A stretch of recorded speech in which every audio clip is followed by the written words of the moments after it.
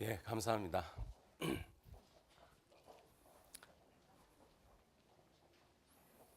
예, 먼저 기도하시겠습니다. 우주와 그 가운데 만물을 창조하신 거룩하신 아버지 하나님 감사합니다. 하나님께서 귀한 은혜 허락해 주셔서 이번 한 주간 동안 하나님의 말씀 성경을 배울 수 있는 기회를 허락해 주셨습니다.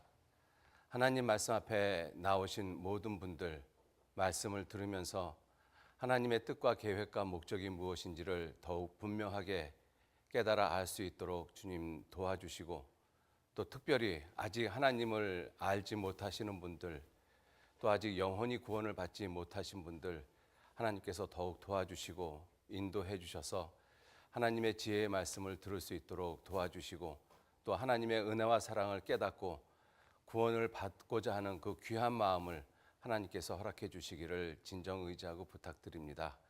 이 한 주간 그리고 이 한 시간 온전히 주 성령님께만 의지하고 부탁드립니다. 하나님께서 친히 인도하시고 도와주옵소서. 모든 것 주님께만 의지하고 부탁드리면서 우리를 사랑하시는 거룩하신 예수님 이름으로 기도 올렸습니다. 아멘. 예, 먼저 우리 요한복음 5장 39절 말씀 찾겠습니다.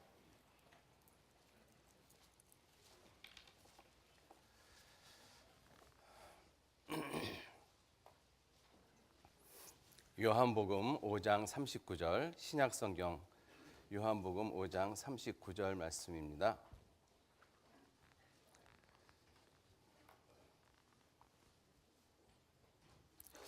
예, 찾으셨으면 39절 한 절 말씀만 함께 읽도록 하겠습니다. 너희가 성경에서 영생을 얻는 줄 생각하고 성경을 상고하거니와 이 성경이 곧 내게 대하여 증거하는 것이로다. 예, 반갑습니다. 여기 계신 분들 중에서 이곳에 자주 오신 분들도 계시고 오늘 또 처음 오신 분들도 계실 것 같습니다. 아무래도 처음 오시는 분들은 낯선 장소는 굉장히 좀 경직이 되어지지 않습니까? 그래서 우리 처음 오시는 분들 화기애매한 것이 아니라 화기애애한 분위기를 좀 만들고자 그 하얀 파도와 같은 치아를 좀 드러내 보이시면서 반갑게 좀 인사를 좀 서로 쳐다보시면서 하셨으면 좋겠습니다. 앞뒤를 바라보시면서 좀 인사하시죠. 잘 오셨습니다. 이렇게 한번 인사해 보시죠. 예. 예. 웃는 모습이 아름답습니다.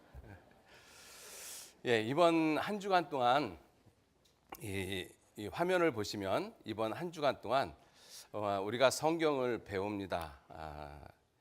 너희가 성경에서 영생을 얻는 줄 생각하고 성경을 상고하거니와 이 성경이 곧 내게 대하여 증거하는 것이로다. 이번 한 주간 동안 말씀입니다. 한 주간 주제의 말씀이기도 합니다. 자, 이 6일 동안 어떻게 말씀이 진행되어지는지를 잠깐 설명을 드리고 이 말씀을 통해서 오늘 말씀을 좀 드리고자 합니다. 6일 동안 주제를 좀 선정을 했습니다. 첫째 날 오늘 주제가 영생입니다. 이것은 이번 강연의 전체 주제이기도 합니다. 그래서 오늘 영생이라는 주제를 통해서 성경에 대해서, 하나님에 대해서, 그리고 하나님 앞에 우리 인생이 어떠한 모습인지, 왜 영원한 생명을 얻어야 되는지 오늘 좀 말씀을 드리고자 합니다. 그리고 내일은 선택에 대한 말씀을 올리고자 합니다. 신명기 30장 19절 말씀에 하나님께서 말씀하시기를 내가 천지를 불러서 증거를 삼노라. 내가 내 앞에 생명과 사망과 복과 저주를 내 앞에 두었은즉 너와 내 자손은 살기 위해서 생명을 택하라고 말씀을 하고 계십니다. 이스라엘 민족의 역사를 통해서 선택이 얼마나 중요한 것인가 하는 것을 내일 말씀을 드리고자 합니다. 그리고 수요일은 우리가 살고 있는 2018년이 이 마지막 때라고 성경은 분명히 우리에게 암시를 하고 계십니다. 성경은 하나님이 보시는 인류의 역사, 인간을 향하신 하나님의 계획서라고 말들을 합니다. 아모스 4장 12절 말씀에 이스라엘아 내가 네게 이것을 행하리니 그러므로 내 하나님 만나기를 예비하라. 왜 우리가 하나님 만나기를 예비해야 하는지, 우리가 살고 있는 이 시대가 하나님이 작정하시고 계획하신 그 때를 통해서 왜 예비를 해야 하는지를 수요일 날 좀 말씀을 드리고자 합니다. 그리고 4일째 목요일은 히브리서 9장 27절 말씀에 한 번 죽는 것은 사람에게 정하신 것이요 그 후에는 심판이 있다라고 분명히 말씀을 하고 계십니다. 왜 사람은 심판을 받아야 되는지, 죄가 무엇인지, 정말 지옥과 천국이 있는지, 그리고 진정 회개가 무엇인지 하는 것을 이 4일째 말씀을 드리고자 합니다. 그리고 5일째 하나님의 사랑에 대해서 말씀을 드리려고 합니다. 성경에서 가장 중요한 구절, 가장 유명한 구절이 요한복음 3장 16절 말씀입니다. 하나님이 세상을 이처럼 사랑하사 독생자를 주셨으니 하나님이 세상을 이처럼 사랑하사 독생자를 주셨으니 이는 저를 믿는 자마다 멸망치 않고 영생을 얻게 하려 하심이라. 하나님이 세상을 이처럼 사랑하셨다. 나를 이처럼 사랑하셨다. 그 하나님의 사랑이 예수 그리스도의 십자가를 통해서 나타났습니다. 그것을 복음이라고 합니다. 그래서 지옥 갈 수밖에 없는 죄인이 어떻게 복음을 통해서 천국으로 가는지 말씀을 드립니다. 그래서 5일째는 정말 중요한 날입니다. 자, 그리고 6일 토요일은 시편 21편 5절 말씀에 주의 구원으로 그 영광을 크게 하시고 존귀와 위엄으로 저에게 입히시나이다. 구원의 진정한 의미가 무엇인지 그것을 하나님의 영광을 통해서 우리가 반드시 알지 못하면 비록 구원을 받는다고 할지라도 구원을 받았다고 할지라도 하나님의 뜻과 계획하고는 전혀 상관없이 사는 그러한 잘못된 모습이 얼마든지 있을 수 있습니다. 그래서 6일째 영광에 대한 말씀, 구원과 영광에 대한 말씀까지 들으셔야지만 이번 한 주간의 집회를 정말 잘 들으시고 하나님의 은혜와 사랑을 온전히 깨달으실 수 있으십니다. 그래서 오늘 첫날 첫걸음 이렇게 하셨으니까 마지막 날까지 이번 한 주간 동안은 이 각 요일마다 중요한 주제인 것입니다. 그래서 하루도 빠지지 마시고 꼭 말씀을 들으시기를 부탁을 드리겠습니다. 자, 오늘 너희가 성경에서 영생을 얻는 줄 생각하고 성경을 상고하거니와 이 상고라는 단어가 영어로 search라고 합니다. 제가 영어 버전을 여러분들에게 이렇게 프로젝팅 해드리는 이유는 요즘 거의 많은 분들이 영어를 참 많이 하셔요. 우리 일상생활에서도 이 뭐 내비게이션, 컴퓨터, 그죠? 에어컨 이게 다 영어잖아요, 그죠? 그래서 영어를 많이 하시기 때문에 제가 굳이 영어를 좀 보여드리면서 좀 깊이 조금 좀 이 성경을 자세히 볼 수 있는 그러한 말씀을 좀 드리려고 합니다. 보통 상고라고 하는 그 단어는 우리들이 지금 현재 잘 안 쓰고 있는 단어들입니다. 깊게 생각하다, 연구하다, 조사하다 이렇게 되어져 있습니다. 우리가 성경 자체에서는 성경을 덮어놓고 믿지 말고 자세히 보라고 말씀을 하고 계셔요. 이사야서 34장 16절 말씀에도 너희는 여호와의 책을 어떻게 읽어보라고요? 자세히 읽어보라. 똑같이 서치로 쓰고 있습니다. 자세히 읽어보라. 그러니까 성경을 자세히 공부하는 것은 정말로 중요한 태도라고 말씀을 드릴 수 있습니다. 자, 너희가 성경에서 영생을 얻는 줄 생각하고 성경을 자세히 공부하는데, 자, 성경을 자세히, 이 성경이라는 단어를 자세히 한번 들여다 보셔요. 뭐가 보이시는가? 뭐가 보이시나요? 잘 안 보이실 거라고 생각이 되어집니다. 영어로 성경을 스크립트라고 이야기를 하는데 영어에는 이 단수 복수 구분이 분명하지 않습니까? 그런데 이 복수 형태를 취하고 있습니다. 성경들, 우리나라 말로 굳이 번역을 하자라면 너희가 성경들에서 영생을 얻는 줄 생각하고, 그럼 왜 성경들이라고 표현을 했는가? 이 성경은 한 권의 책이 아니라 66권 합본판입니다. 성경은 총 66권으로 되어져 있습니다. 구약 39권, 신약 27권. 그래서 모두 합쳐서 66권으로 되어져 있는데, 이 구약 신약이란 의미가 무엇이냐면 하나님의 약속이라는 뜻입니다. 하나님이 이 사람들에게 특히 이스라엘 백성들에게 옛 약속을 하셨고 그리고 새로운 약속을 하셨습니다. 그 약속의 가장 중요한 내용이 무엇이냐면 지옥 갈 수밖에 없는 모든 인생을 그리스도를 보내주셔서 그 그리스도가 구원을 이루신다는 약속입니다. 그래서 구약 성경의 가장 중요한 내용은 그리스도가 언젠가는 이 땅에 오실 것이고 그 그리스도가 오셔서 십자가를 통해서 구원을 분명히 이루실 것이다. 그것을 구약의 약속을 하셨습니다. 그리고 신약의 내용은 무엇이냐면 그 약속대로 하나님의 아들 예수님, 그가 그리스도가 되셔서 이 땅에 오셔서 우리의 모든 죄를 십자가에서 지시고 심판당하시고 돌아가심으로써 구원을 완성하셨습니다. 그래서 모든 믿는 사람들은 그 예수 그리스도의 십자가를 믿는 믿음을 통해서 누구든지 하나님 앞에 갈 수 있는 구원의 길이 열려졌다라고 선포하고 있는 내용이 신약 성경의 내용입니다. 그래서 신약 구약 성경을 다 합치면 우리들이 이야기하는 그 성경인데 그 성경에서 영생을 얻을 수 있다라고 말씀을 하고 계셔요. 왜냐하면 디모데후서 3장 15절 말씀에 또 내가 어려서부터 성경을 알았나니 성경은 능히 너로 하여금 그리스도 예수 안에 있는 믿음으로 말미암아 구원에 이르는 지혜가 있게 하느니라.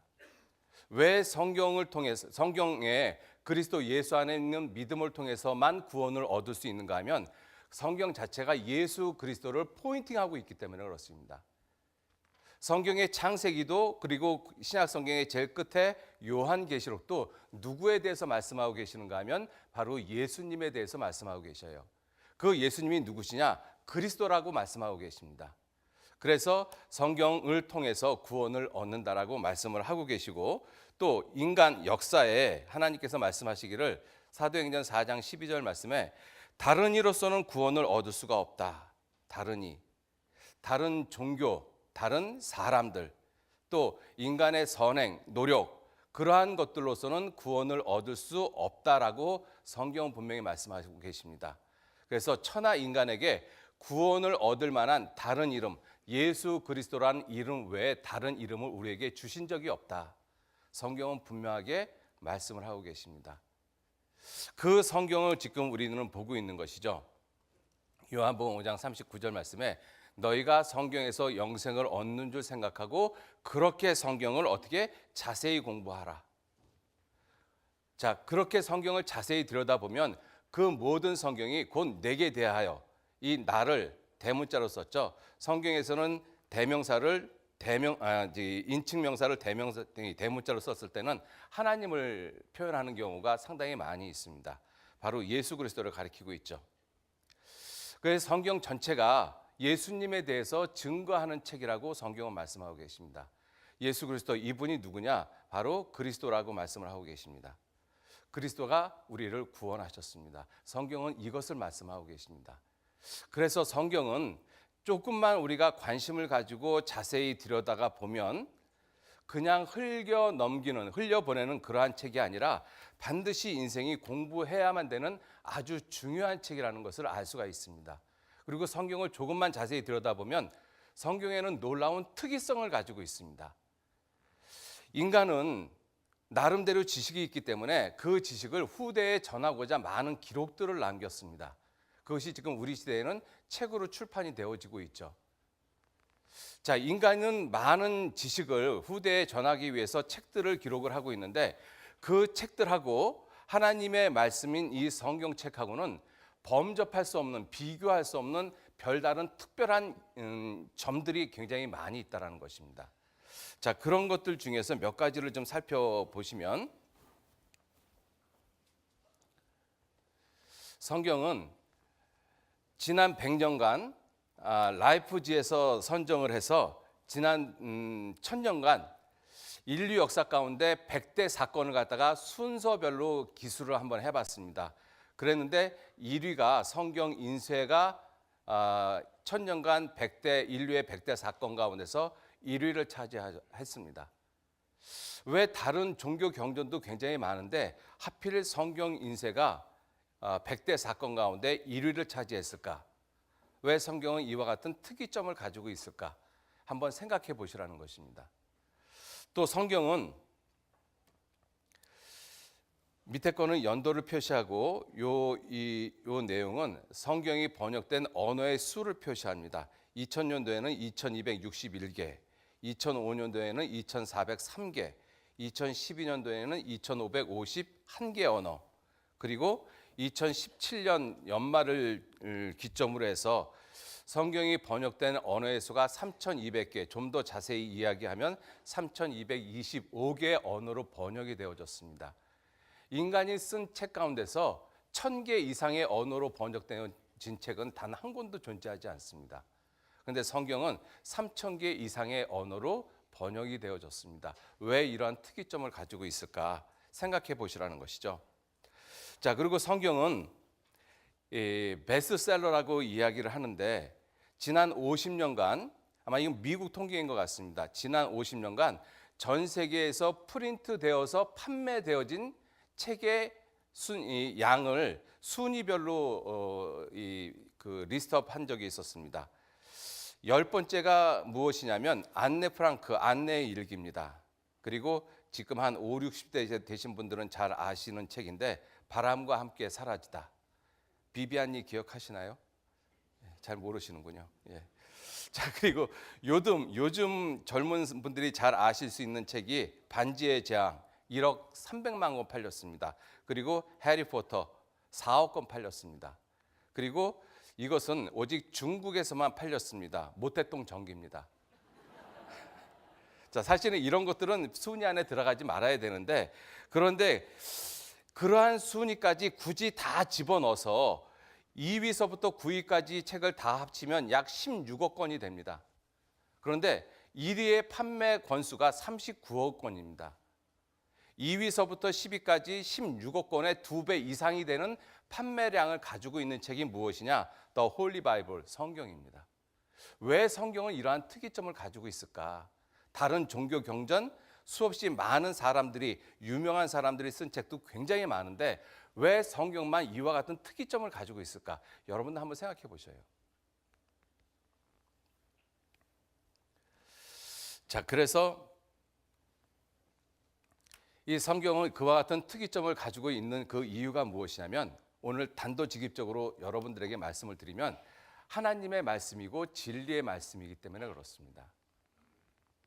제가 성경을 진리의 말씀입니다, 하나님의 말씀입니다, 믿으십시오. 그래가지고 만약에 여러분들이 이 시간 제가 믿습니다라고 이야기하면 그 믿음은 진실된 믿음이 아니죠. 그러지 않겠습니까?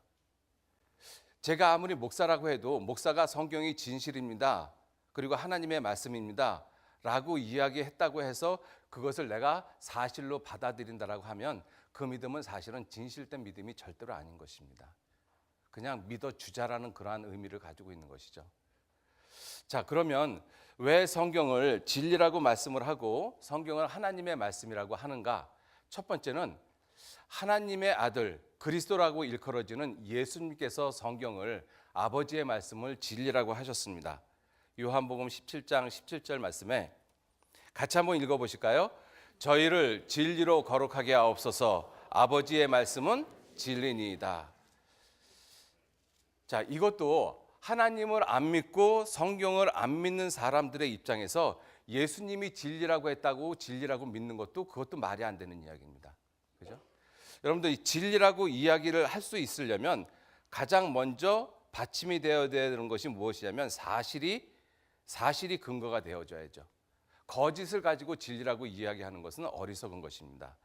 근데 사실일 뿐만 아니라 진리가 되어지려면 변하지 않는 불변의 사실이 돼야 되죠. 시간이 지나도 변하지 않는 사실, 그것을 가리켜서 진리라고 이야기합니다.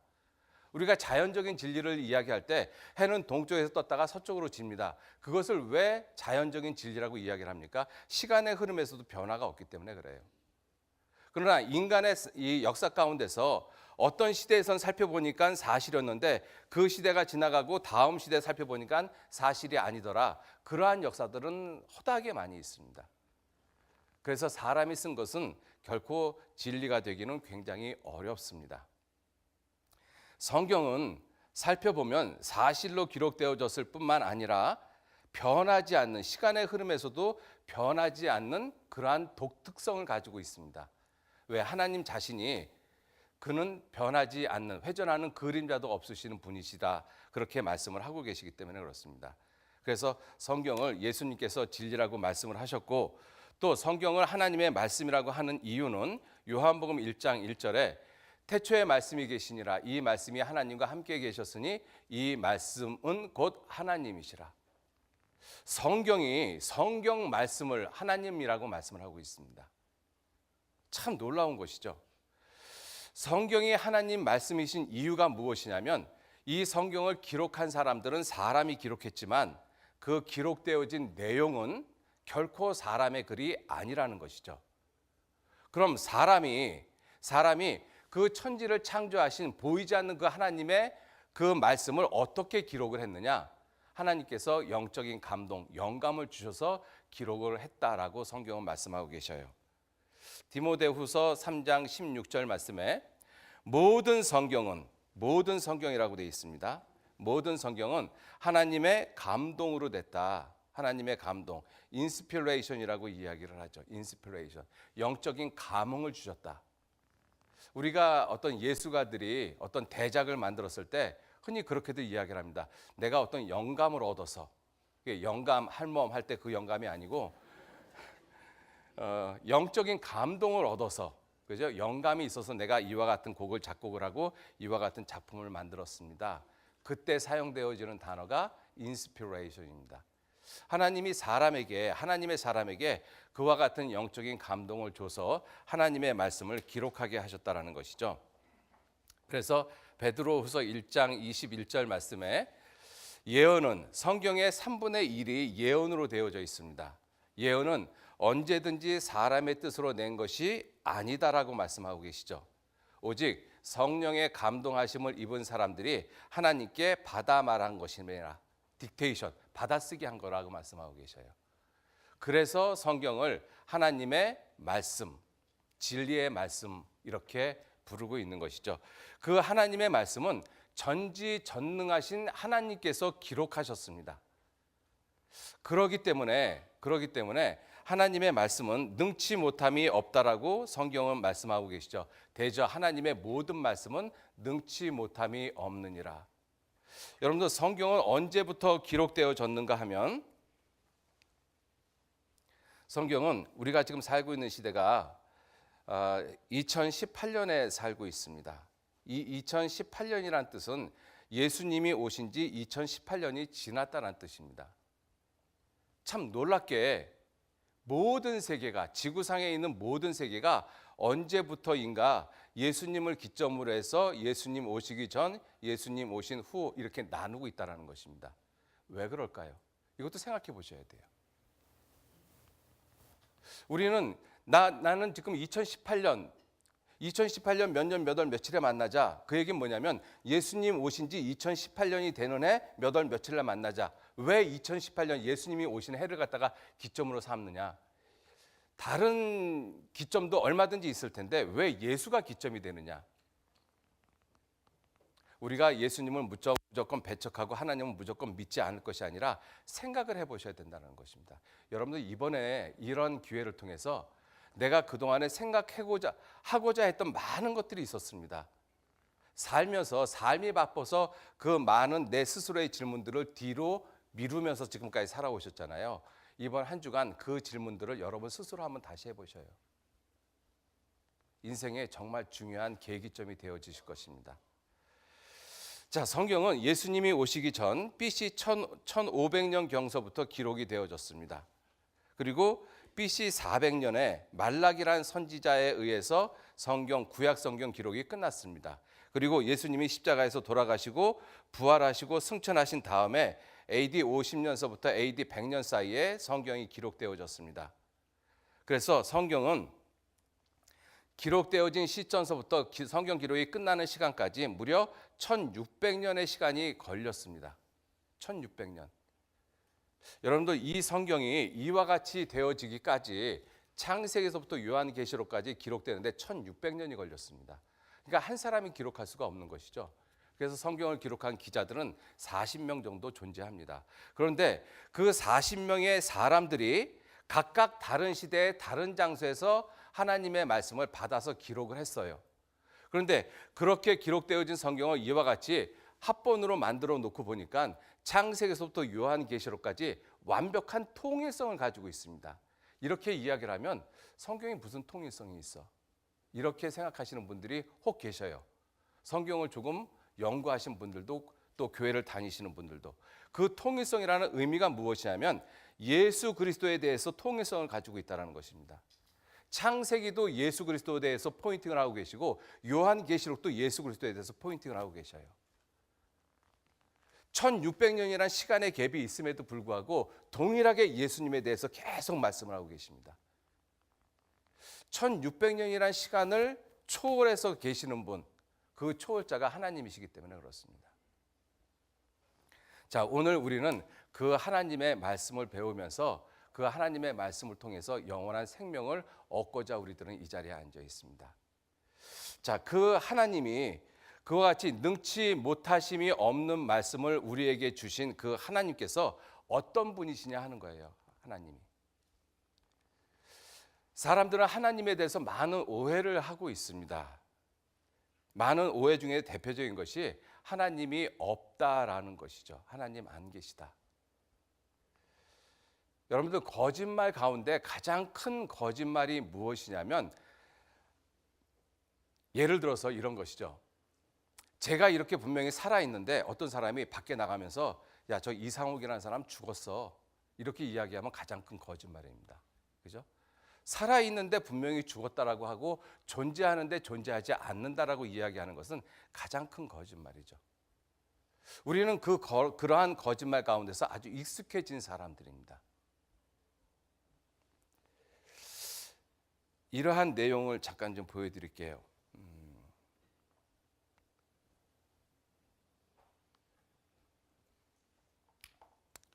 여기에 죄송합니다. 이 사람이 한국 사람이 아니라 영어로 써가지고 자, 여기 뭐라고 되어 있는가 하면 진실을 받아들이기란 어렵다. 진실을 받아들이기란 어렵다. 어느 때 그 거짓말이 정확히 내가 듣기를 원하고자 하는 것일 때에는 진실을 받아들이기는 어렵다라는 것입니다. 누가 이 말을 했는지 모르지만 전 100% 동감을 합니다.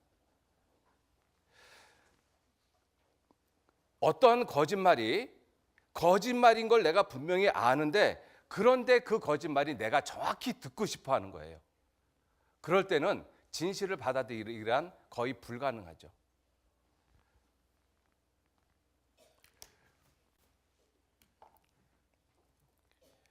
시편 14편 1절 말씀에 어리석은 자는 그 마음에 이르기를 하나님 없다. 하나님 없다.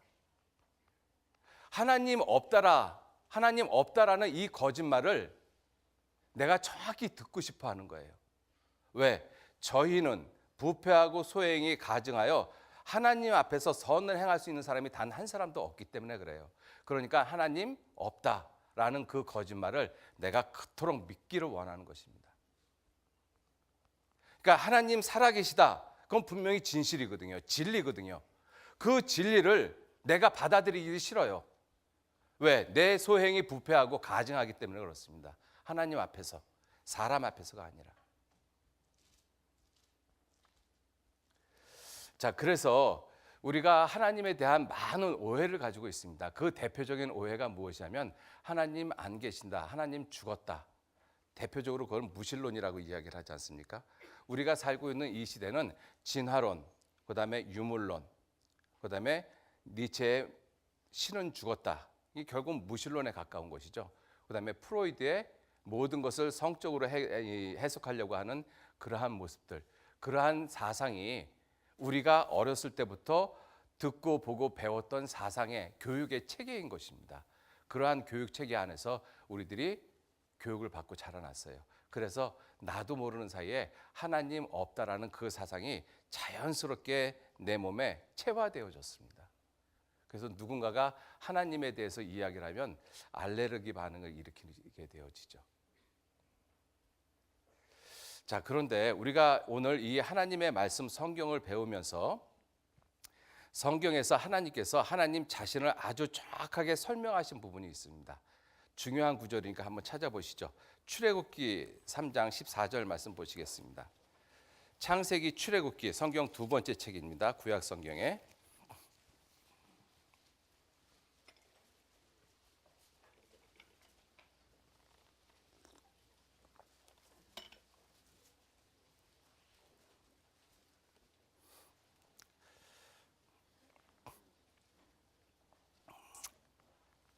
예, 하나님이 모세라는 사람, 모세는 지금부터 3,500년 전, BC 1,500년경 이스라엘 지도자입니다. 실존 인물이죠. 그래서 창세기, 출애굽기, 레위기, 민수기, 신명기 이 5권의 책을 모세가 기록했습니다. 아주 중요한 책입니다. 자, 그 모세에게 모세가 하나님께 이렇게 질문했습니다. 13절 말씀. 모세가 하나님께 고하되 내가 이스라엘 자손에게 가서 이르기를 너희 조상의 하나님이 나를 너희에게 보내셨다 하면 그들이 내게 묻기를 그 이름이 무엇이냐 하리니 내가 무엇이라고 그들에게 말하리이까? 내가 무엇이라고 하나님에 대해서 말하겠습니까? 14절 말씀 같이 읽겠습니다. 하나님이 모세에게 이르시되 나는 스스로 있는 자니라. 또 이르시되 너는 이스라엘 자손에게 이같이 이르기를 스스로 있는 자가 나를 너희에게 보내셨다 하라. 예, 성경은 하나님을 뭐라고 하나님이 말씀하고 계셨는가 하면 스스로 있는 자다. 스스로 있는 자다. 이렇게 표현했어요. 영어로는 I am who I am. 굳이 해석을 하자면 나는 이다. 이것을 스스로 있는 자라고 표현을 한 거죠. 스스로 있는 자. 그런데 우리나라 번역이 아주 놀랍도록 정확하게 번역을 했습니다. 이것을 한자로 표현을 하면 자존자라는 것이죠. 자존. 그죠? 스스로 존재하는. 여러분들 우리가 살고 있는 이 세상에는 스스로 존재하는 것은 아무것도 없어요. 전부 다 만들어진 피조되어진 세계입니다. 그런데 그러한 세계에 있는 사람들에게 스스로 있는 자가 나를 너에게 보내셨다 하라. 우리가 이 스스로 있다, 하나님이 자신을 표현하시는 이 스스로 있는 자라는 말을 어떤 사람도 완벽하게 옳게 해석하기는 불가능하다라고 생각합니다. 왜냐하면 하나님이 아니기 때문에. 우리가 하나님에 대한 그 많은 이 속성들이 있는데 그 속성들을 완벽하게 정의할 수 있는 사람은 없습니다. 하나님이 아니기 때문에. 제가 오늘 이 자리에서 스스로 있는 자를 여러분들에게 설명을 해드리는데 그것이 완벽하다는 뜻이 결코 아닙니다. 이렇게 생각을 좀 해보시면 스스로 있는 자라는 그 의미를 생각하기가 훨씬 쉽다. 그래서 여러분들에게 스스로 있는 자에 대해서 잠깐 좀 설명을 드리고자 합니다.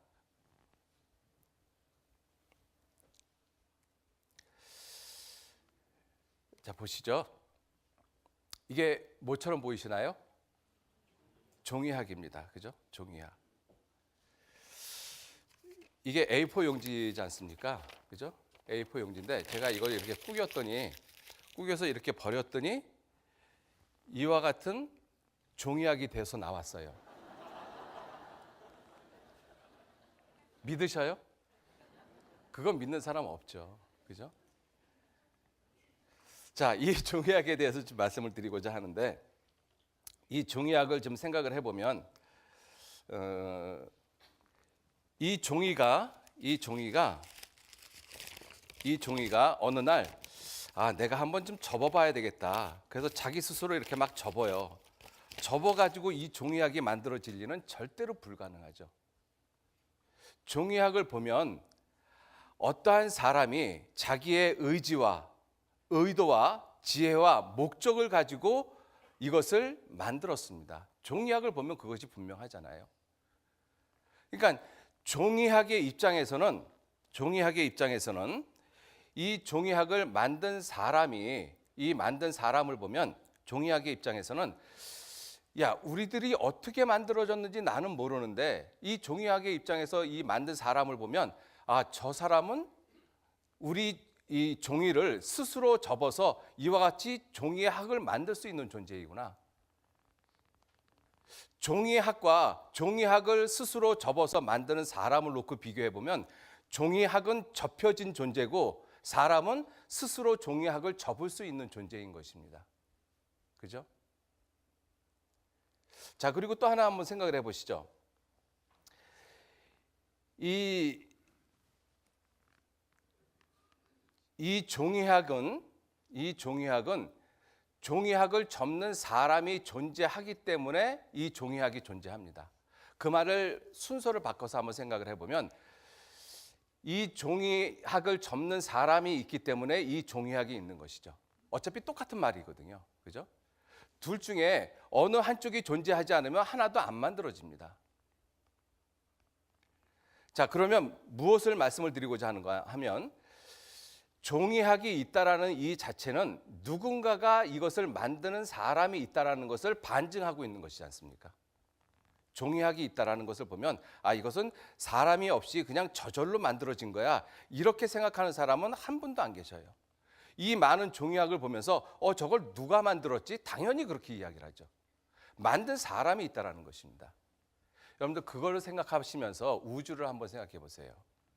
우주는 저절로 된 것이 아니라 누가 만들었습니다. 누가 만들었어요. 이 종이학이 스스로 종이가 접혀서 종이학이 된 것이 아니라 어떠한 사람이 자기의 의도와 목적을 가지고 종이를 스스로 접어서 만들었잖아요. 스스로 만드는 사람이 있습니다. 우주도 마찬가지로 우주를 자세히 살펴보면 이 우주는 만들어진 흔적이 굉장히 많습니다. 아주 충만해져 있거든요. 자, 이 종이학을 갖다가 조금 제가 확대를 한번 해볼게요. 여기 확대를 해서 보시면 이 종이학마다 접힌 흔적들이 있죠. 이렇게. 그죠? 접힌 흔적들이 있습니다. 그런데 이 종이학이 접힌 흔적들이 놀랍게도 살펴보면 일정한 규칙을 가지고 있다는 거예요. 이렇게 꾸겨진 것은 일정한 규칙이 없어요. 그죠? 그런데 이 종이학들은 어떤 종이학을 자세히 들여다봐도 놀랄 만큼 동일한 이 규칙을 가지고 있다는 것입니다. 접히는 흔적을 가지고 있다는 것이죠. 우리가 그 사실을 보면 이 종이학을 접은 사람은 나름대로 지혜가 있구나. 나름대로 능력이 있겠구나. 어떻게 이와 같은 종이를 그렇게 접어서 이와 같은 종이학을 만들지? 당연히 그렇게 생각하죠. 그런데 우주를 살펴보면 하나님이 만드신 흔적이 세상에 가득 차 있다는 것입니다. 성경은 그렇게 말씀하고 계시거든요. 로마서 1장 20절 말씀에 창세로부터 그의 보이지 아니하는 것들 곧 그의 영원하신 능력과 신성이 그 만드신 만물에 분명히 보여 알게 되나니 그러므로 저희가 핑계치 못할지니라. 그 만드신 만물에 분명히 보여 알게 된다. 종이학을 접은 흔적이 있듯이 만들어지는 흔적이 있다는 것입니다. 그래서 우주 만물을 자세히 들여다보면요, 만들어지는 흔적들이 있는데 놀랍게도 그 만들어지는 흔적들이 일정한 규칙성을 다 가지고 있어요. 어떠한 법칙을 가지고 있습니다. 놀랍게도 우주에는 물리 상수가 존재하고 있거든요. 그 물리 상수, 변하지 않는 값은 누가 매겼느냐 하는 거예요. 우연히 그렇게 매겨질 수 있겠습니까? 절대로 그럴 수는 없죠. 그러니까 우주를 우리가 살고 있는 대우주를 갖다가 조금만 자세히 들여다보면 만드신 흔적이 분명히 있다는 것입니다. 그래서 이 현대 과학이라는 것이 하나님이 만드신 그 흔적을 갖다가 찾는 노력인 것이죠. 찾다가 보니까 중력의 법칙도 발견하고 여러 가지의 법칙을 발견하고 있지 않습니까? 그게 하나님이 만드신 흔적입니다. 그것은 무엇이냐면 자존자가 있다라는 뜻이거든요. 이와 같은 이 종이학이 저절로 되어지는 것이 아니라 이 종이학을 스스로 접는 분이 계셔요. 그게 스스로 있는 자십니다. 그 스스로 있는 자가 존재하지 않으면 이 피조되어진 세계는 절대로 만들어질 수 없어요. 자, 그리고 이 종이학을 접은 그 사람은 이 세계 속에 제한을 받지 않죠. 종이학을 접은 사람이 이 세계 속에서 제한을 받겠습니까? 당연히 그렇지는 않죠. 이 종이학을 우리가 우주로 생각한다면 이 우주는 시간과 공간의 제약을 받고 있습니다. 그러나 하나님은 이 시간과 공간을 벗어난 초월자이시거든요. 초월자. 이 시간 우주 밖에 계시는 시간과 공간을 초월하시는 초월자이십니다. 그 초월자이시기 때문에 그분을 가리키는 그 속성들이 영원하시다, 무한하시다, 무궁하시다, 전지전능하시다, 편지하시다, 무소부재하시다, 그와 같은 속성들을 사용하는 것입니다. 초월자이시기 때문에.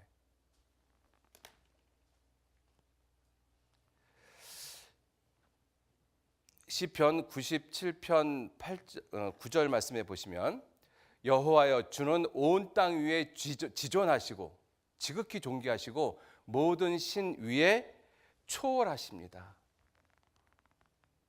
시간과 공간을 초월해서 계시는 분이 하나님이셔요. 시간과 공간을 초월자이십니다. 그렇기 때문에 스스로 존재하시는 분이에요. 스스로 존재하시는 분. 그래서 모든 시간과 공간 그리고 모든 신 위에 초월하시는 분이기 때문에 영원부터 존재하셨다라고 성경은 말씀하고 계셔요. 시편 90편 2절 말씀해 보시면 산이 생기기 전 땅과 세계도 주께서 조성하시기 전 곧 영원부터 영원까지 주는 하나님이십니다. 영원부터 영원까지 시간과 공간에 매여 있지 않으신 분, 초월자입니다. 스스로 존재하시는 분이시거든요. 그래서 시편 147편 5절 말씀에 우리 주는 광대하시며 능력이 많으시며 그 지혜가 무궁하시도다. 인피니트, 무한하시다. 그래서 하나님은 무한자이십니다. 그 하나님께서 안 계신 곳이 없다라고 말씀을 하고 계시잖아요. 나 여호와가 말하노라 사람이 내게 보이지 아니하려고 누가 자기를 은밀한 곳에 숨길 수 있겠느냐. 나 여호와가 말하노라 나는 천지에 충만하지 아니하느냐. 안 계신 곳이 없습니다. 초월자이시기 때문에 그래요. 여러분들 하나님의 입장에서 보면 거대 세계나 아니면 초미시 세계, 매크로 세계나 마이크로 세계나 똑같습니다. 우리도 그걸 알 수가 있어요. 지상에서 보면 티코하고 벤츠는 큰 차이를 내죠. 그죠? 어떤 사람은 티코 타고 다니고 어떤 사람은 벤츠 타고 다녀요. 그걸 보면서 차를 보면서 야, 저 벤츠 참 티코보다 훨씬 좋다. 그런데 비행기 타고 하늘에서 땅에 다니는 자동차를 보면은요. 티코나 벤츠나 다 그게 그겁니다. 그죠? 하나님 보시기에 그렇다는 것입니다. 하나님 보실 때는 매크로의 세계나 마이크로 세계나 똑같아요. 왜? 초월자이시니까. 시간과 공간의 제약을 받지 아니하시는 분이시니까. 그러한 하나님을 자꾸 내 생각, 내 머릿속으로 이해를 완벽하게 하려고 한다. 그게 인간의 교만입니다. 하나님은 내 생각 속에 제한되어지시는 분이 아니셔요. 시간과 공간을 초월해서 계시는 그 하나님이 내 생각 속에 정의되어지겠습니까? 그렇지 않죠. 자, 이와 같은 놀라운 속성을 가지고 계신 그분이 갖고 계신 또 놀라운 속성이 무엇이냐면 이사야 45장 21절 말씀에 너희는 고하며 진술하고 또 피차 상의하여 보라. 이 일을 이전부터 보인 자가 누구냐? 예로부터 고한 자가 누구냐? 나 여호와가 아니냐? 나 외에 다른 신이 없다. 왜? 나는 공의를 행하며 또 구원을 베푸는 사랑의 하나님이다 라고 말씀하고 계셔요. 사랑과 공의가 공존하시는 분이 하나님이십니다. 사랑과 공의가 공존할 수는 없어요. 왜? 반대의 개념이거든요. 공의는 쉽게 말씀을 드리면 공의는 어떠한 죄도 절대로 용납하지 아니하시고 반드시 심판하시는 것이 하나님의 놀라운 공의의 모습입니다. 반대로 구원은 어떠한 죄도 무조건 용서하시는 것이 하나님의 사랑의 모습이에요. 개념상 절대로 일치되어질 수 없는 모습인데 그 모습을 동시에 가지고 계시는 분이 바로 하나님이셔요. 그러한 분이 세상을 창조하셨습니다. 그리고 그러한 분은 보이지 않죠. 보이지 않죠. 우리가 하나님을 믿기 어려운 가장 큰 숙제가 뭐냐면 안 보인다라는 것입니다. 성경도 하나님에 대해서 이렇게 말씀을 하고 계시죠. 디모데전서 6장 15절 말씀해 보시면 기약이 이르면 홀로 하나님이 그의 나타나심을 보이시리니 하나님은 복되시고 홀로 한 분이신 능하신 자이시며 만왕의 왕이시며 만주의 주시오 주시오 오직 그에게만 죽지 아니함이 있고 가까이 가지 못할 빛에 거하시고 아무 사람도 보지 못하였고 또 볼 수 없는 자다. 그래서 그에게 존귀와 영원한 능력을 돌리라고 말씀을 하고 계십니다. 하나님은 보이질 않습니다. 볼 수 없는 자셔요. 당연하죠. 우리가 이 모습을 보면 이 접혀진 이 종이학의 세계에서 이 종이학을 만든 이 사람을 보지 못하는 것은 지극히 당연한 것입니다. 그죠? 종이학의 눈으로 이 종이학을 만든 사람을 보지 못하는 건 너무나 당연한 이치 아니겠습니까? 마찬가지로 우리가 하나님을 보지 못하고 볼 수 없는 이유가 뭐냐면 하나님은 이 세계를 만드셨어요.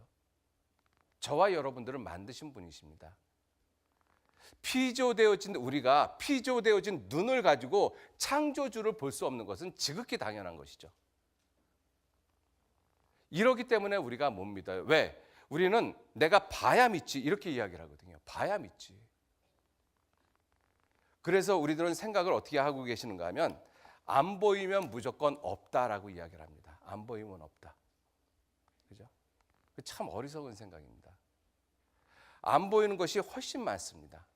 보이는 것보다 안 보이는 것이 훨씬 많습니다. 우리가 우리의 삶에서도 이 안 보이는 것을 본다라고 하는 그러한 표현들이 아주 많습니다. 우리들이 흔히 사용하고 있는 것이거든요. 보이지 않는 것을 보는 방법이 있습니다. 보는 방법. 그죠?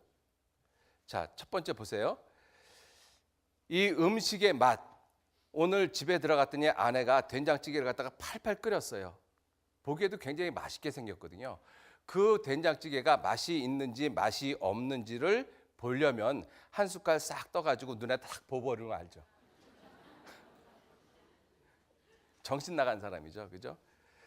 자, 이 음식의 맛은 눈으로 보여지지 않잖아요, 그죠? 그런데 이것을 본다라고 이야기를 하잖아요, 본다. 어떻게? 맛을 본다라고 이야기하잖아요. 뭐로? 혀로. 보는 방법이 틀린 거예요, 그죠? 소리를 어떻게 해요? 소리도 눈에 안 보이는데 소리는 들어본다라고 이야기를 하잖아요, 그죠? 들어본다. 귀로. 또 냄새도 본다라고 이야기를 하잖아요. 어떻게 해요? 코로. 그죠?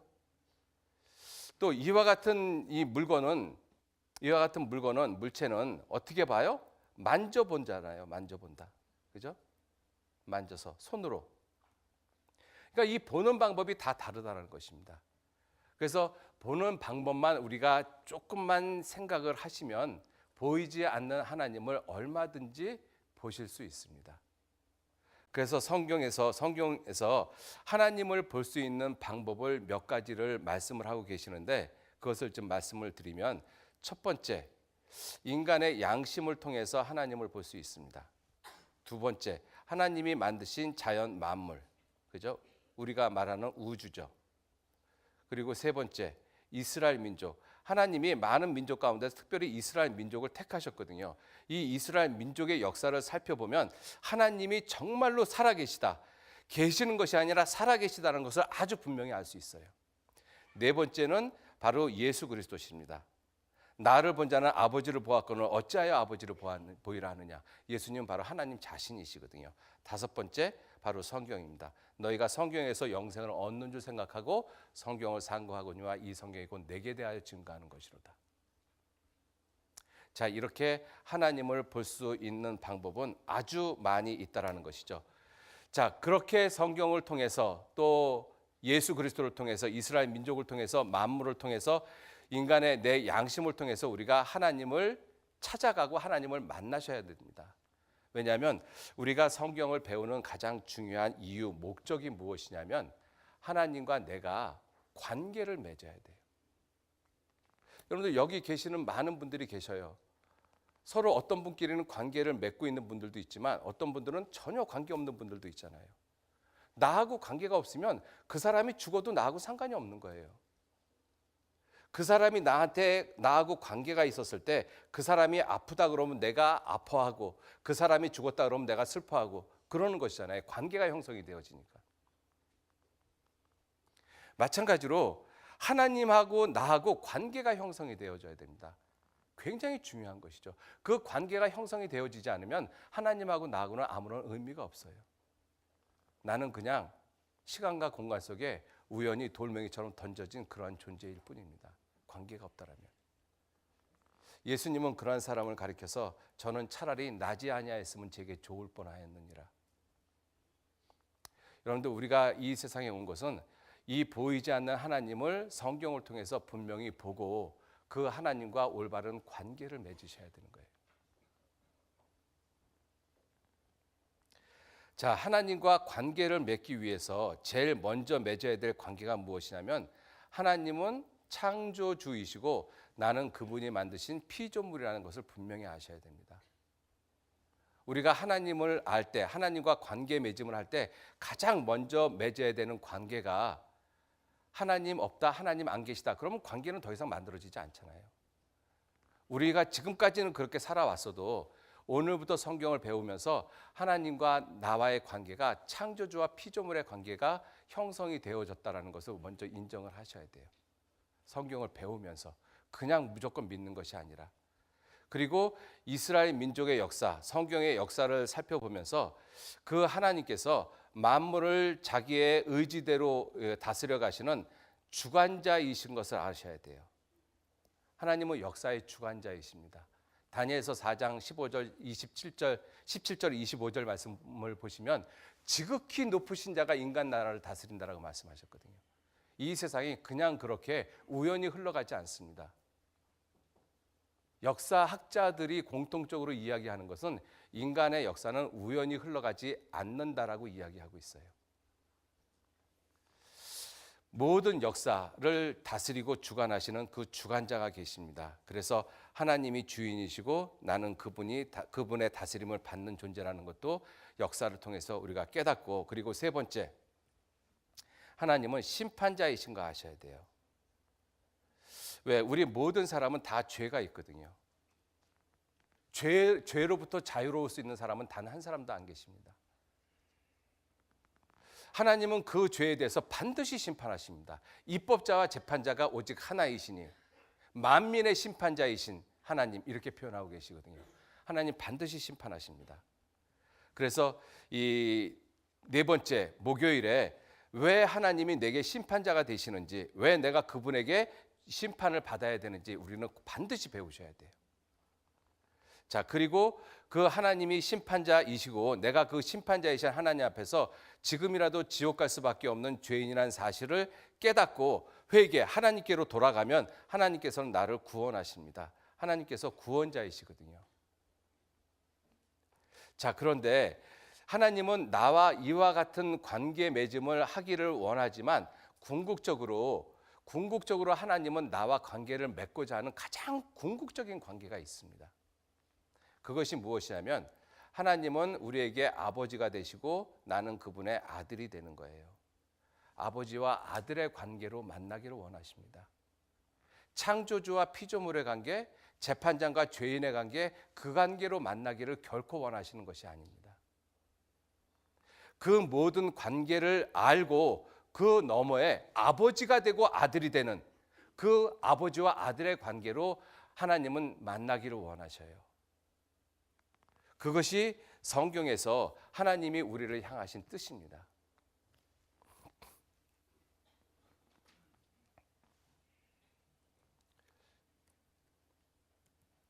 고린도후서 6장 17절 8절 말씀해 보시면, 고린도후서 6장 17절 18절 제가 읽겠습니다. 그러므로 주께서 말씀하시기를 너희는 저희 중에서 나와서 따로 있고 부정한 것을 만지지 말라. 내가 너희를 영접하여, 무조건 영접하시는 것이 아니죠. 영접하지는 조건이 있습니다. 영접하여, 그 다음에 하시는 말씀이 같이 읽겠습니다. 너희에게 아버지가 되고 너희는 내게 자녀가 되리라. 전능하신 주의 말씀이니라 하셨느니라. 나는 너희에게 아버지가 되고 너희는 내게 자녀가 되리라. 궁극적으로 하나님이 이걸 원하셔요. 그래서 요한복음 12장 24절 말씀에 내가 진실로 진실로 너에게 이르노니 한 알의 밀이 땅에 떨어져 죽지 아니하며 한 알 그대로 있고 죽으면 많은 열매를 맺느니라. 이 한 알의 알, 그분이 바로 누구시냐면 예수님이십니다. 왜? 많은 열매를 맺기 위해서, 많은 아들을 만나기 위해서. 그것이 성경에서 하나님이 우리에게 진정으로 요구하시는 거예요. 하나님이 세상을 이처럼 사랑하사 독생자를 주셨으니 바로 예수 그리스도잖아요. 이는 저를 믿는 자마다 멸망치 않고 영생을 얻게 하려 하심이라. 이것이 하나님의 간절한 뜻이고 소원이십니다. 우리는 그걸 모르고 지금까지 살아왔잖아요. 그 큰 하나님의 은혜와 사랑을 모르고 하나님이 있다 없다 죽었다 살았다 온갖 말을 다 하면서 살았습니다. 그죠? 그러나 이번 기회에 정말 그 하나님이 나하고 관계를 아버지와 아들로 맺기를 원하시기 때문에 우리의 말씀을 듣는 모든 분들도 내가 정말 하나님의 아들이 돼서 하나님의 자녀가 돼서 빛의 자녀가 돼서 이 썩어가는 세상에서 빛과 소금의 역할을 하면서 소망을 가지고 이 땅을 살다가 천국에서 주님 만나는 그 소망을 가지시기를 정말로 부탁을 드리겠습니다. 그것이 이번 집회의 가장 중요한 목적인 것입니다. 자, 그래서 이제 우리가 하나님과 관계를 맺을 때 가장 중요한 관계가 무엇이라고 말씀을 드렸는가 하면 창조주 하나님을 알아야 됩니다. 창조주 하나님을 알지 못하면 사실은 그 나머지 것들은 하나님에 대해서 다 알지 못한다라고 해도 크게 틀리지 않을 것입니다. 창조주 하나님. 자, 그런데 창조주 하나님을 우리가 배우기 전에 우리가 먼저 진화에 대해서 잠깐 좀 생각해 보셔야 돼요. 왜냐하면 우리가 살아오면서 우리는 어떤 생각을 했는가 하면 학교에서 그렇게 배워왔죠. 인간은 진화되어졌어. 우리는 어렸을 때부터 그러한 진화론적 교육을 받아왔고 그 진화론적 사고관이 우리 속에 자연스럽게 스며들었습니다. 그래서 내가 진화론을 꼭 믿지는 않지만 누군가가 창조 하나님을 이야기하면 이상하게 거부 반응이 생겨요. 진화를 이야기하면 과학적으로 느껴지고 창조를 이야기하면 미신처럼 느껴집니다. 여러분들, 지금 제가 말씀을 드리고자 하는 것이 창조가 맞다, 진화가 맞다 이것을 말씀을 먼저 드리려고 하는 것이 아닙니다. 우리가 배워왔던 진화론적 교육이 정말 옳은가 그른가 여러분들이 먼저 한번 판단을 해보셔요. 왜냐하면 인간 어느 누구도 하나님이 창조한 것을 본 사람이 없고 또 인간 어느 누구도 인간이 원숭이에서 진화된 것을 본 사람이 없습니다. 그죠? 그러니까 어떤 것이 맞다 틀리다를 갖다가 우리가 정확하게 이야기하기란 굉장히 힘들어요. 봤다라면 내가 봤다라고 이야기를 하지만 둘 다 누구도 본 적이 없어요. 그런데 우리는 이상하게도 진화에 대해서는 상당히 호의적인 생각을 가지고 있거든요. 그렇게 교육을 받았기 때문에 그래요. 히틀러가 이와 같은 말을 했습니다. 히틀러가 이 대단한 사람이라고 생각이 들거든요. 여기 보시면 히틀러가 무슨 말을 했는가 하면 히틀러는 말했습니다. 내게 교과서를 조정하게 해주면 나는 국가를 컨트롤할 것이다. 정말 놀라운 것이거든요. 그죠? 히틀러가 이걸 어떻게 알았는지 모르겠어요. 여러분들 그 나라를 정복하려면요 교과서 정복하시면 돼요. 어렸을 때부터 내가 원하는 그 사상을 교과서 속에 집어넣어주면 그 아이들은 그것이 사실인 줄 알고 살아갑니다.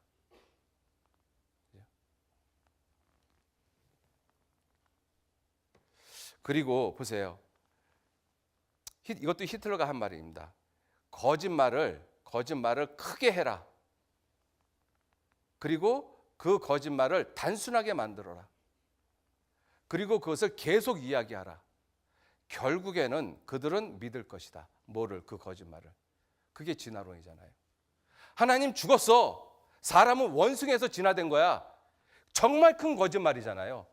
하나님이 살았고 하나님 계시는데 죽었다라고 그러지 않습니까? 가장 큰 거짓말입니다. 그런데 그 거짓말을 굉장히 단순하게 만들었잖아요. 사람 원숭이에서 진화된 거야. 그리고 그것을 계속 이야기하고 있잖아요. 결국은 우리가 그걸 믿었어요. 그죠? 우연히 세상이 이렇게 되어지는 것이 아닙니다. 이러한 진화론적 사고관에서 우리는 교육을 받고 살아왔어요. 자, 그러다가 보니까 창조를 이야기하면 굉장히 어색하게 느껴지거든요. 자, 그런 분들 이것을 한번 좀 보셔요. 자, 보시면 자, 우리가 학교에서 배웠던 교과서입니다. 기억이 나시죠? 기억이 안 나시는 분은 학교 생활을 좀 의심해 보셔야 돼요. 자, 우리가 그 교과서에 보면 이와 같은 이 원숭이에서 이와 같은 유인원이 진화가 되어졌고, 그리고 거기서 좀 더 나은 모습의 유인원이 진화가 되어졌어요. 요건 좀 원숭이 같고 요건 덜 원숭이 같잖아요. 그죠? 거기에서 조금 더 진화되어져서 이와 같은 현대인이 생겼다. 그래서 진화를 이렇게 이야기를 하고 있습니다. 말 그대로 진화되어졌잖아요. 그래서 이 시대, 이 현생 인류가 나타난 것을 이 홍적세 말, 그 기원전 약 200만 년 전에 200만 년 전 감이 잡히세요? 솔직히 우리가 학교에서 배웠던 40억 년, 50억 년, 1억 5천만 년, 200만 년 솔직히 말은 그렇게 하지만 절대로 감 안 잡힙니다. 그죠? 자, 그런데 그렇게 200만 년 전에 출현한 인류가 이제 비로소 점점 발달이 돼서 구석기인이 되어졌어요.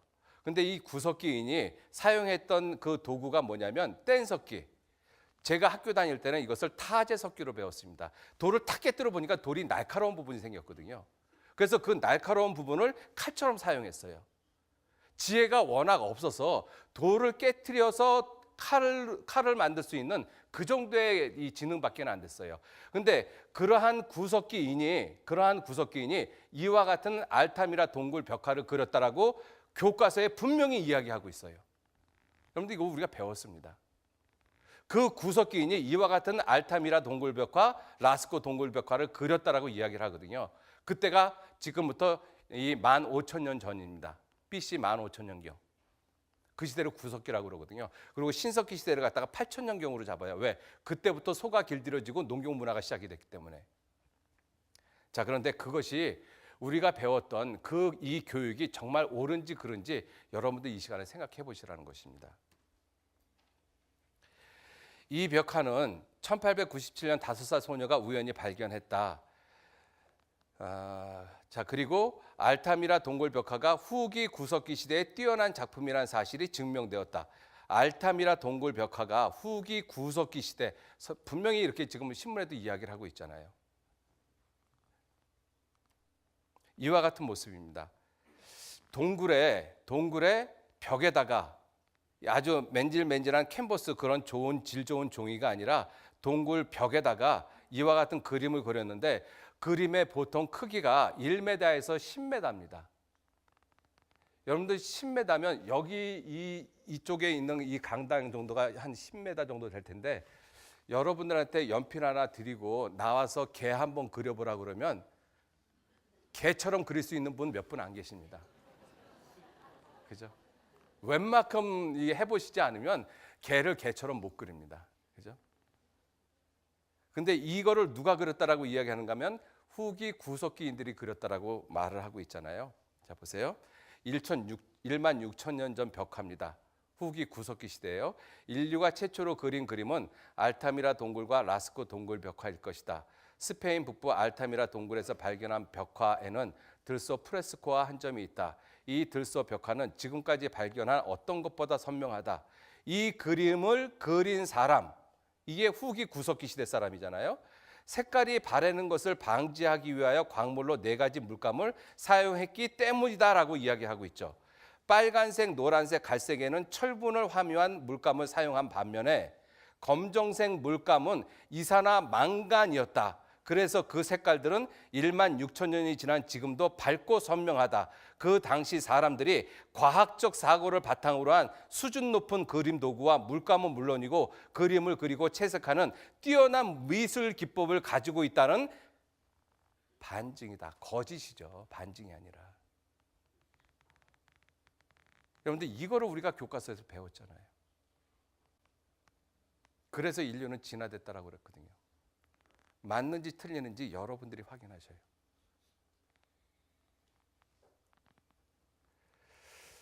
자, 그래서 왜 안 들어오죠?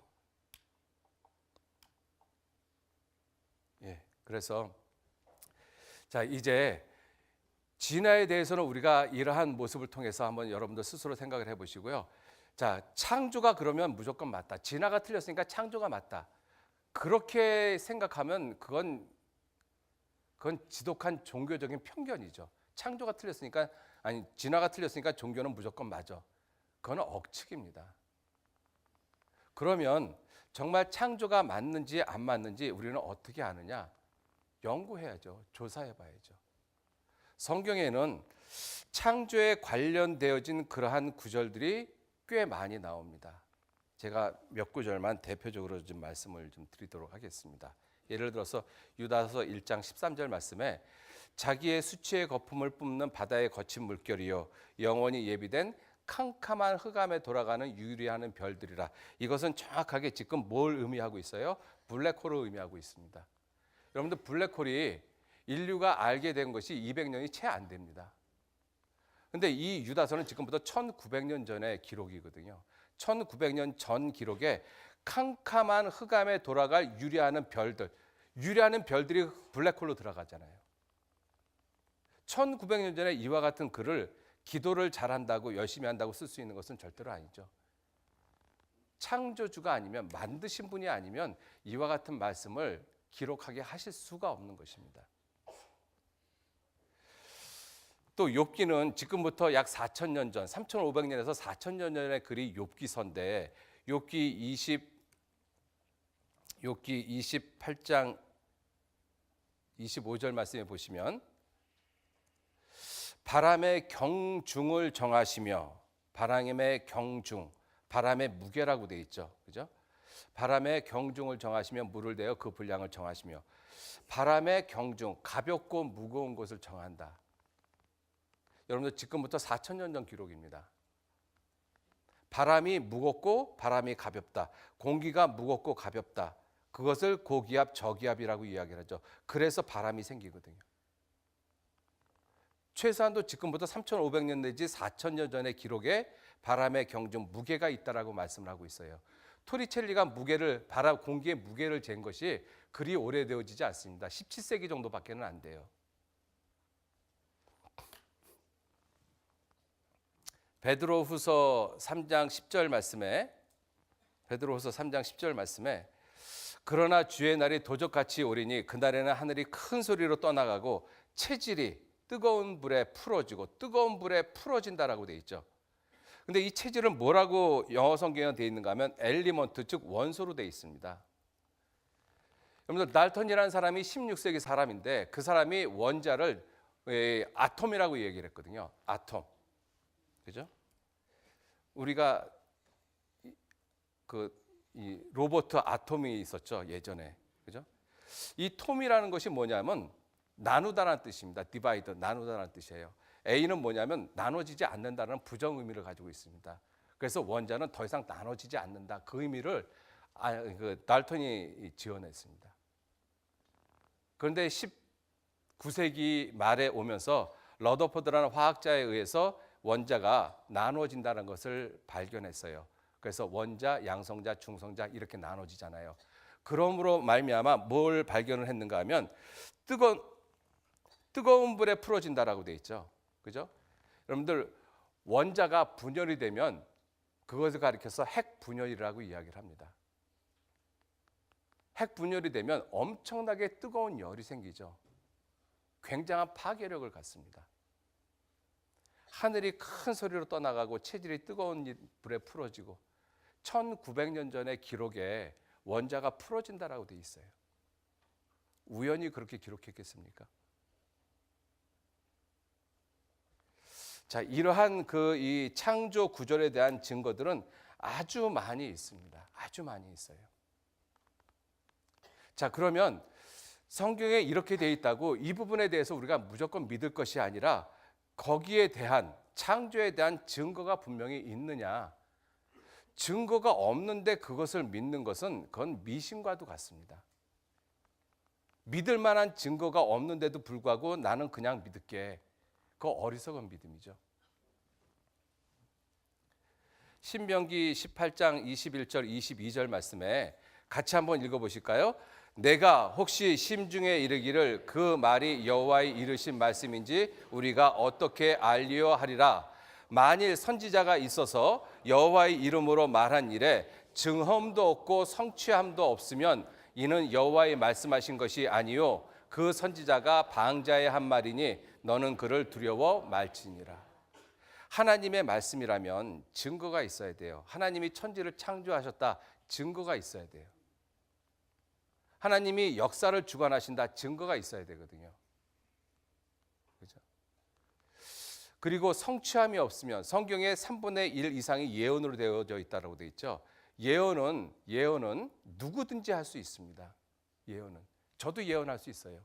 내일 눈이 옵니다. 예언할 수 있어요. 그죠? 문제는 내일 눈이 와야죠. 그죠? 그러니까 이 거짓된 예언을 많이 하잖아요. 여러분들, 사람이 하는 예언은 인류 역사 가운데 에드가 케이시나 노스트라다무스 같은 사람들을 아주 대예언자라고 이야기를 하거든요. 특히 노스트라다무스는 대예언자라고 이야기를 하잖아요. 그 사람의 예언이 예언자들에 의해서 이야기하기를 노스트라다무스의 예언이 적중률이 50%가 안 된다라고 이야기를 하고 있습니다. 50%가 안 된대요. 예언의 적중률이. 그런데도 훌륭한 예언이라고 이야기를 하잖아요. 여러분들, 성경의 예언은 99.9%의 적중률이 아니라 100%입니다. 100%예요. 그 예언이 100% 이루어지지 않으면 그건 하나님 말씀 아닙니다. 왜? 하나님은 초월자이시잖아요. 초월자이신 그분이 시간과 공간 속에서 이루어지는 일에 대해서 예언을 했는데 그 예언이 예언대로 이루어지지 않았다. 초월자가 아니죠. 그죠?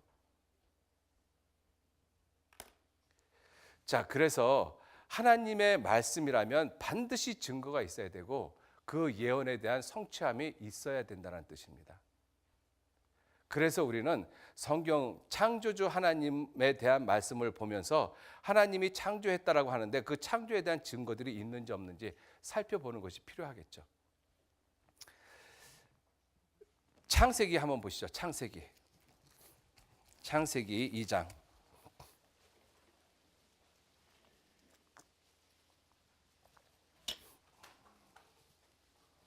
창세기 2장 7절 말씀, 7절 같이 읽겠습니다.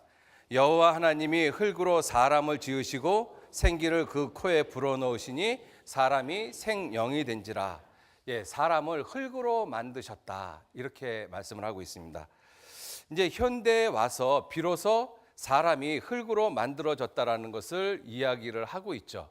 여기 보시면 인체의 구성 성분, 18세기 말엽에 원형질과 광물질을 과학적으로 분석하는 기술이 개발이 돼서 인체를 구성하는 광물질을 화학적으로 분석한 결과 흙과 같은 물질이라는 사실을 밝혀냈어요. 그래서 이게 흙이 갖고 있는 원소의 구성 성분입니다.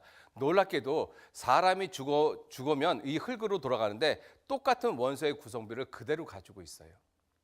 그래서 사람이 흙으로 만들어졌다는 것을 이제 과학자들도 인정을 합니다.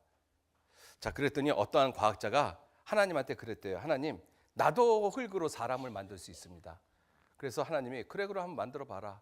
그랬더니 흙을 가지고 쪼물쪼물하면서 만들려고 그러더래요. 그래서 하나님이 예, 그거 내 흙이다. 네 흙 가지고 해라 그랬대요.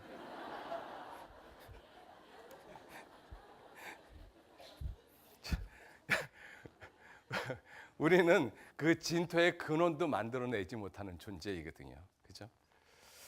자, 그러한 창조의 증거들, 레위기, 시간이 없어서 제가 이걸로 보여드리겠습니다. 레위기 11장 6절에 보면 토끼도 새김질을 하되 굽이 갈라지지 아니하였으므로 너에게 부정하다. 토끼가 되새김질하는 동물이라는 것을 아시는 분들 그리 많지 않습니다. 그죠? 토끼가. 제가 예전에 시골에서 목회할 때 어떤 분이 토끼가 되새김질을 한다는 사실을 이와 같은 전도 집회 때 배우고 그분이 집에서 젖소도 키우고 토끼도 키웠거든요. 실제로 밤에 밤새도록 토끼가 되새김질 하는지 안 하는지 봤답니다. 근데 소처럼 되새김질 하질 않거든요. 이게 무슨 말이냐? 여기 보시면 산토끼는 두 종류의 배설물을 내놓는다. 곧 일반 배설물과 시코트로프라는 비타민 B가 풍부한 알약 같은 것을 내놓는다. 산토끼는 이 시코트로프를 다시 먹어 다시 한번 소화시키는데 이는 늦은 밤 혹은 이른 새벽에 이루어진다. 이 시코트로프는 토끼 소화작용에 필수적이어서 1차 소화 시 소화되지 않는 섬유질을 분해시킨다. 과학적으로 색임질이라고 하는 것은 이 시코트로프의 생성과 그에 의한 섬유질 분해 작용을 가리키는 것을 말한다. 따라서 산토끼는 색임질하는 반추 동물에 속하는 것이다. 그것이 1882년에 그때서야 비로소 알게 되어졌어요. 레위기는 지금부터 3,500년 전 기록입니다. 증거 있잖아요. 그죠? 자, 그리고 레위기 17장 11절 말씀에 같이 한번 읽어보시죠. 육체의 생명은 피에 있음이라 내가 이 피를 너희에게 주어 단에 뿌려 너희 생명을 위하여 속하게 하였나니 생명이 피에 있으므로 피가 죄를 속하느니라. 육체의 생명은 어디에 있다고요? 피에 있다. 지금 우리가 당연하다라고 받아들이죠. 그러나 불과 200년 전만 해도 이 육체의 생명이 피에 있다라는 것을 아는 사람들은 거의 없었습니다. 그것을 알 수가 있는 것이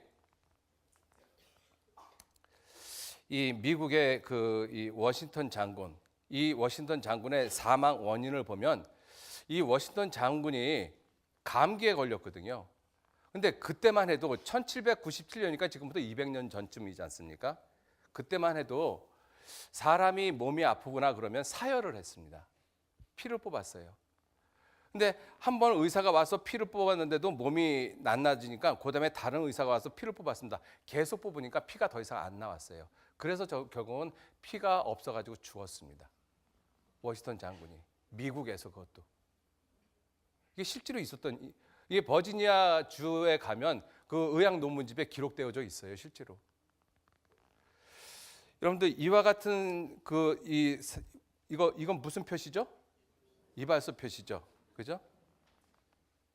여러분들 이 이발소가 예전 이 16, 7세기까지만 해도 이발소에서 외과 수술을 같이 했습니다. 그래서 이 빨간 거는 피를 동맥을 의미하고 파란 것은 정맥을 의미해요.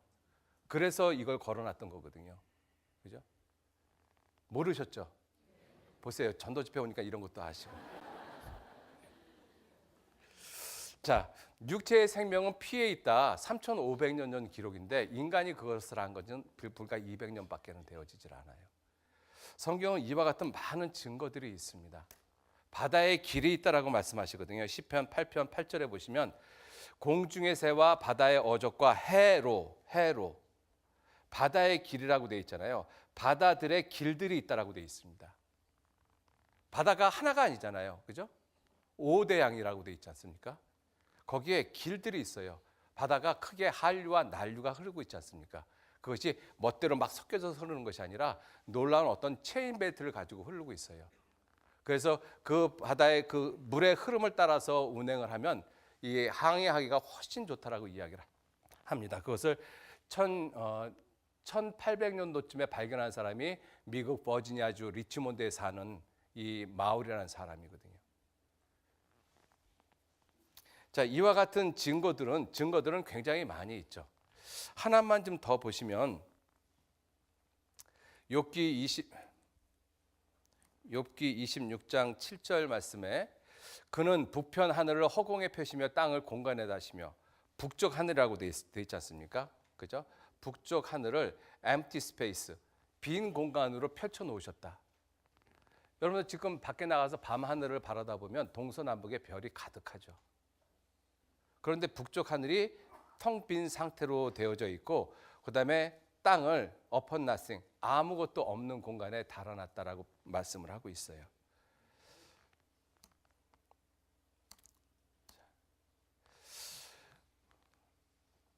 우주 공간에 불가사의한 공간이 있다. 미국 3대 천문대에서 관측 결과 밝혀졌다.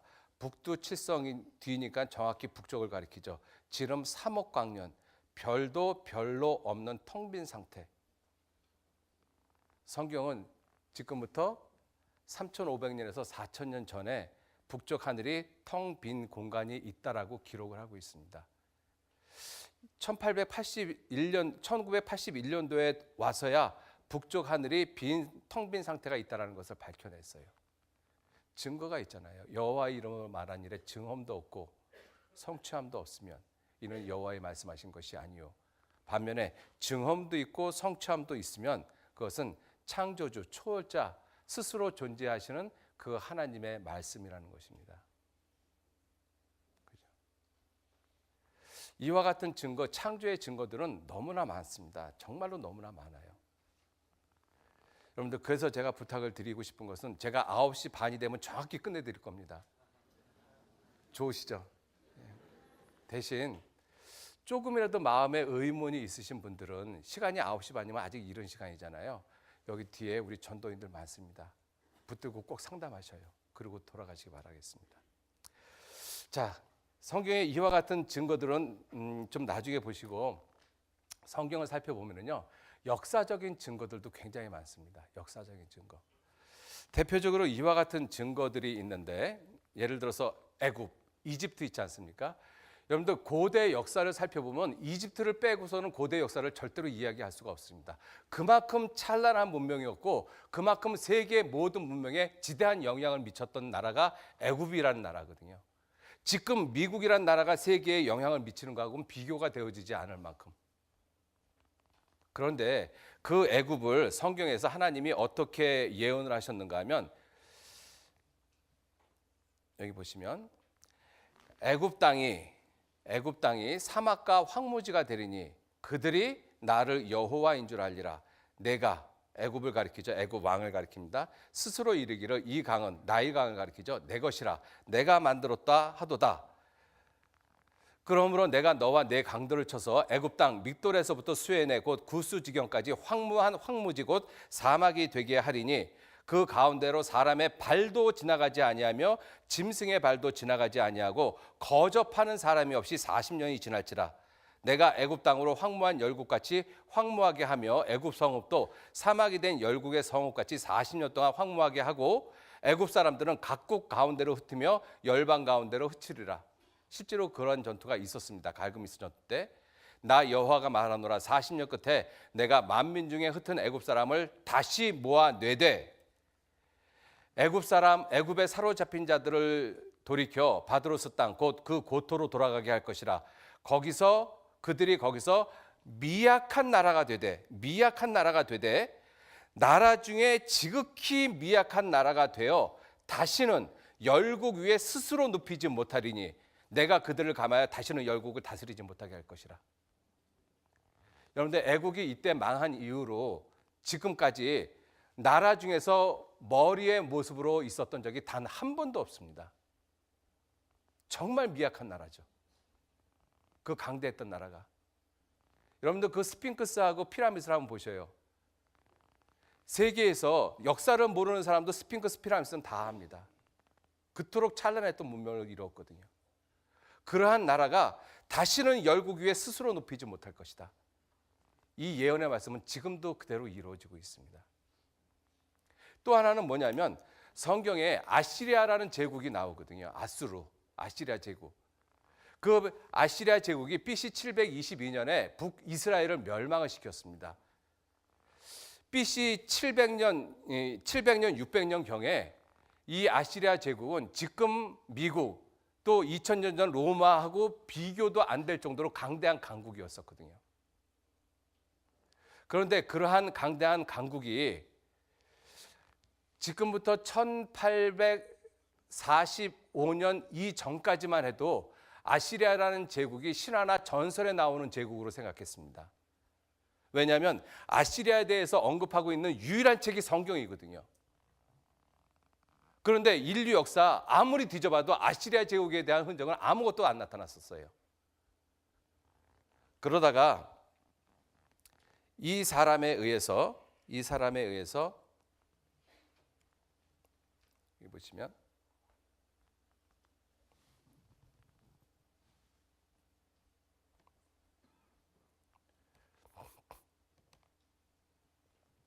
자, 이 사람인데 어스틴 헨리 레이어드라는 사람입니다.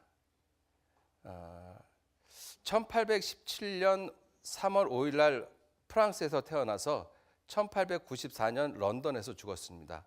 이 사람이 이 1845년서부터 51년 그 사이에 니느웨, 아시리아 제국의 수도가 니느웨거든요. 그 니느웨를 발견했어요. 그리고 책을 썼습니다. 니느웨 and its remains. 니느웨와 그 유산이라는 책을 썼습니다. 고고학적으로 아주 중요한 책입니다. 그런데 그 책을 보면 이렇게 되어져 있어요. 뭐 영어는 잘 모르지만 그림을 우리가 이해하잖아요. 그림을 보면 이 아수르 제국의 문명을 파내는데 이와 같은 림노 신상이나 이런 것들을 깊은 흙을 파서 파내고 있거든요. 그걸 지금 이 사진보다는 이걸 찍어가지고 그렸던 것이죠. 자, 이와 같이 깊은 진흙을 파내고 난 다음에 이와 같은 유물들을 갖다가 지금 건져내고 있습니다. 자, 여기에 보면 이 밑에가 이 부분이 이 아시리아 니느웨 제국의 성벽이거든요. 니느웨 제국의 성벽이 60m라고 합니다. 60m 높이가. 그런데 그 위에 6m 두께로 진흙이 덮여져 있었던 거예요. 그래서 니느웨가 BC 609년에 멸망이 됐는데 1845년까지 무려 약 2450년이 지나도록 누구에게도 이 아시리아 제국이 존재하는 것은 알려지지 않았습니다. 그래서 성경이 신화나 전설로 생각했던 거예요. 자, 그런데 이러한 니느웨에 대한 그 멸망의 예언을 성경이 어떻게 하고 있는가 하면 나훔서 1장 8절에 보시면 그가 하나님이 범람한 물로 이 니느웨 아시리아 제국이 어디 있는가 하면 티그리스 강 주변에 있었거든요.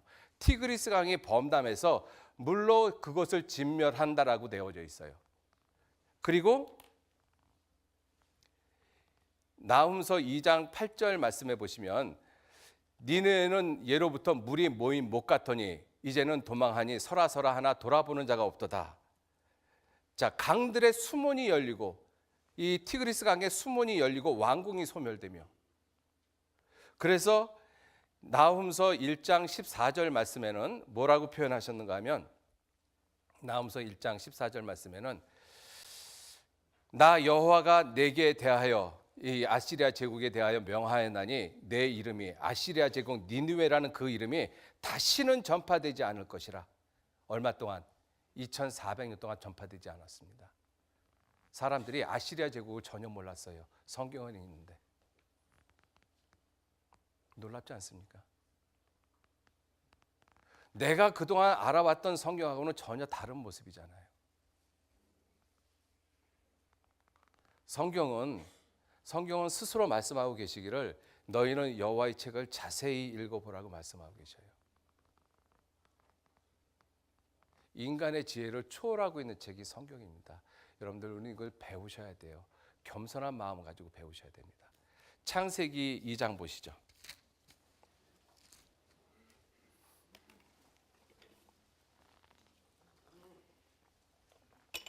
창세기 2장 10절 말씀.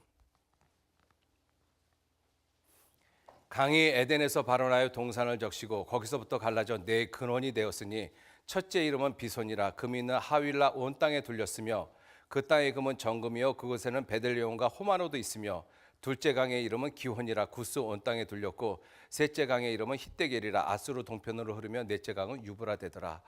여러분들 이 에덴 동산은 역사학적 관점으로 표현하자면 인류의 최초의 문명입니다. 그죠? 하나님이 인류의 최초의 문명을 에덴 동산에서부터 시작을 하셨어요. 그런데 그 에덴 동산의 위치를 정확하게 설명을 하고 계시는데 에덴 동산에서 4개의 강이 흘렀다. 기혼, 비손, 그다음에 히데겔, 그다음에 유프라테스. 우리가 그 강을 쉽게 뭐 한강, 영산강, 금강, 낙동강 이렇게 표현했으면 아, 한반도구나 쉽게 알잖아요. 근데 우리가 알 수 있는 그러한 강의 이름들이 아닙니다. 그죠? 근데 영어 성경을 보다가 보면 이런 이 표현이 있어요. 그 에덴 동산에 대해서 창세기 2장 14절 14절에 보시면 셋째 강의 이름은 히데겔이라 넷째 강은 유브라 되더라. 영어 번역에 보면 셋째 강을 뭐라고 되어 있는가 하면 타이그리스, 네 번째 강은 유프라테스. 이것이 티그리스거든요. 티그리스, 유프라테스. 여러분들 이 티그리스 강과 유프라테스 강 사이를 갖다가 지금도 메소포타미아라고 이야기를 합니다. 메소라는 뜻이 미들 또는 비트윈이라는 뜻이에요. 포테미아가 리버라는 뜻이거든요. 강 사이라는 뜻입니다. 중동 지방에 가면 티그리스 강과 유프라테스 강이 흐르고 있습니다. 그리고 그것이 만나서 흘러가는 그곳이 어디냐면 결국은 페르시아만이거든요. 거기를 수메르 문명이 꽃피웠던 곳이라고 이야기를 합니다. 역사학자들이 성경하고 관계없이 인류의 최초의 문명이 꽃핀 곳 바로 수메르 문명, 메소포타미아 문명이라고 이야기를 하고 있죠. 놀랍게도 하나님하고 관계없이 인간적인 노력으로 인간의 최초의 문명이 어디냐? 메소포타미아 문명이라는 것을 발견했어요. 성경은 하나님께서 말씀하시는 그 성경에서는 인류의 최초의 문명이 어디냐? 메소포타미아 문명이라고 동일하게 이야기를 하고 있습니다. 티그리스 강과 유프라테스 강. 그렇죠? 여기 보시면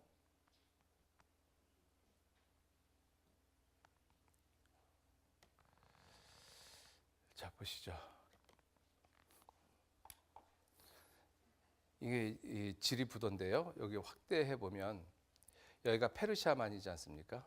그죠? 위쪽이 티그리스 강이고 밑에가 유프라테스 강입니다. 그 사이가 파랗게 칠해져 있죠.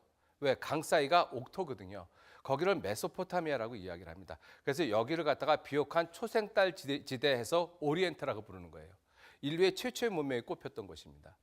여기가 에덴 동산이라고 성경은 말씀하고 있어요. 여러분들 에덴 동산은 신화나 전설의 세계가 아니라 지리적으로 지구상에 존재하는 실제의 장소입니다. 그래서 이 에덴 동산을 많은 사람들이 이와 같이 이제 이 기성강과 그다음에 비성강도 이렇게 발견했습니다. 어떻게 발견했느냐? 여기가 지금 사막화되어 있거든요. 그래서 사막 밑을 이 우주왕복선 콜롬비아호가 단층 촬영을 했는데 사막 밑에 감춰진 고대강을 발견했다라고 이야기를 합니다. 그리고 그 페르시아만에 가장 많이 발견되어지는 것이 뭐냐면 석유예요. 원유. 에스겔서 31장 18절 말씀해 보시면 에덴 동산의 영화롭고 광대한 나무들이 지하에서 위로를 받을 것이라 이렇게 표현되어 있거든요. 영화롭고 광대한 나무. 여러분들 미국의 요세미티 국립공원에 가면 큰 나무가 세콰이어 트리 그 큰 나무가 110m, 120m짜리가 있습니다. 그 한 그루를 가지고 목조가옥 80채를 진다라고 이야기를 하고 있습니다. 영화롭고 광대하다라고 표현하고 있거든요. 그것이 땅속에 들어가서 지금 나오는 것이 바로 석유인 것이에요. 그 시대에 공룡들도 있었습니다. 이라크 우루 주변 에덴 동산 등 역사 유적이 수두룩하다. 미 우주왕복선 콜롬비아호가 고대강을 발견했는데 수만 년 전 사우디 사막에 덮여 있었는데 레이더 선을 사용해서 지하 5m를 투시해 보니까 이렇게 지나가면 투시해 보니까 그 사막 밑에 큰 강이 있다. 이것을 밝혀냈습니다. 사막에 감춰진 고대강 여기는 일찍이 식물이 무성했던 땅이다. 아라비아도 옛날에는 비옥했다. 이와 같은 큰 거목이 있습니다. 그죠? 자, 나머지 이 역사적인 이 증거에 대해서는 내일 시작 시간에 잠깐 좀 말씀을 드리기로 하고요. 이제부터 지금 한 25분 정도 남았는데 말씀을 드리고자 하는 것이 하나님 앞에서 우리 인생이 뭐냐, 이 인생에 대해서 좀 한번 살펴보고자 합니다. 왜냐하면 우리가 성경에서 성경을 배우는 가장 근본적인 이유가 무엇이냐면 요한복음 5장 39절 말씀에 너희가 성경에서 영생을 얻는 줄 생각하고 성경을 상고하거니와. 성경을 배우는 가장 근본적인 이유가 영원한 생명을 얻기 위한 것인데 이 영원한 생명은 말 그대로 이터널 라이프잖아요. 그죠? 이터널 라이프, 영원한 생명. 이것이 우리 육체를 가지고 있는 사람으로서는 이 영생이 나한테 그렇게 크게 와닿지 않습니다. 나는 어차피 죽는데 죽으면 끝이라고 생각하시는 분들도 있고 죽은 다음에 정말 천국과 지옥이 있을까? 그 부분에 대해서 반신반의하면서 교회를 다니시는 분들도 있고 여러 종류의 사람이 있잖아요. 이 영생을 사모하는 마음을 얻기 위해서 먼저 이 육체뿐인 인생이 어떠한 모습인가 그거를 먼저 좀 생각을 해보셔야 돼요. 육체뿐인 인생. 사람들은 사람을 자꾸 동물 그러거든요. 뭐 사회적인 동물, 뭐 언어를 사용하는 동물, 뭐 도구를 사용하는 동물, 뭐 문화적인 동물, 자꾸 동물로 표현합니다. 그러면 사람은 동물이 아닙니다. 베드로 후서 2장 12절 말씀에 그러나 이 사람들은 본래 잡혀 죽기 위해서 난 이성 없는 짐승. 여러분들 짐승은 이성이 없다라고 되어 있습니다. 있는 것도 같게 느껴지는 부분이 있죠. 그거는 이성이 아니라 본성이라고 하는 것입니다. 하나님이 짐승에게 본성을 주셨어요. 이성이 아니라. 그래서 짐승은 잡혀 죽기 위해서 태어난 것이 짐승의 삶의 목적입니다. 그래서 우리가 소고기를 맛있게 먹으면서 절대로 양심의 가책을 안 느끼죠. 그죠? 왜? 잡혀 죽기 위해서 난 거 맛있게 먹으면 그 짐승한테 내가 고마운 일 한 거예요, 사실은. 그죠? 자, 그런데 사람을 자꾸 왜 짐승 동물이라고 이야기를 하는가? 그게 다시 말씀을 드려도 진화론적인 교육의 결과이기 때문에 그렇습니다. 성경은 사람이 짐승이 아니라고 말씀을 하고 계셔요. 전도서 3장 18절에서 21절 말씀까지 보시면 내가 심중에 이르기를 인생의 일에 대하여 하나님이 저희를 시험하리니 저희로 인생으로 자기가 짐승보다 더 나을 것이 없는 줄 깨닫게 하려 하였노라. 인생에게 임하는 일이 일반이라 다 동일한 호흡이 있어서 이에 죽음같이 저도 죽으니 짐승이 죽은 것 같이 사람도 죽으니 사람이 짐승보다 뛰어남이 없으면 모든 것이 헛됨이로다. 다 짐승이나 사람이나 육체는 다 흙으로 말미암았으므로 죽으면 다 흙으로 돌아가서 다 한 곳으로 갑니다. 여기까지가 짐승하고 사람하고 똑같아요. 여기까지가. 그런데 그 다음이 달라지죠. 인생의 혼은 위로 올라가고 짐승의 혼은 아래고 땅으로 내려가는 줄 누가 알랴. 짐승의 혼은 육혼이라고 이야기를 하고 사람의 혼은 영혼이라고 합니다. 왜냐하면 사람은 영적인 존재거든요. 데살로니가 전서 5장 23절 말씀해 보시면 평강의 하나님이 친히 너희로 온전히 거룩하게 하시고 또 너희 온 영과 그죠? 그리고 혼과 그리고 몸이 우리 주 예수 그리스도 강림하실 때에 흠없게 보존되기를 원하노라. 영, 혼, 몸. 성경은 분명히 우리를 그렇게 말씀하고 계시죠. 짐승은 육혼이라고 이야기를 합니다. 육혼. 그죠? 이 혼의 작용이 무엇이냐면 마음, 생각, 정신, 사상. 이게 혼의 작용이거든요. 그래서 짐승도 감정이 있어요. 생각을 하고. 그죠?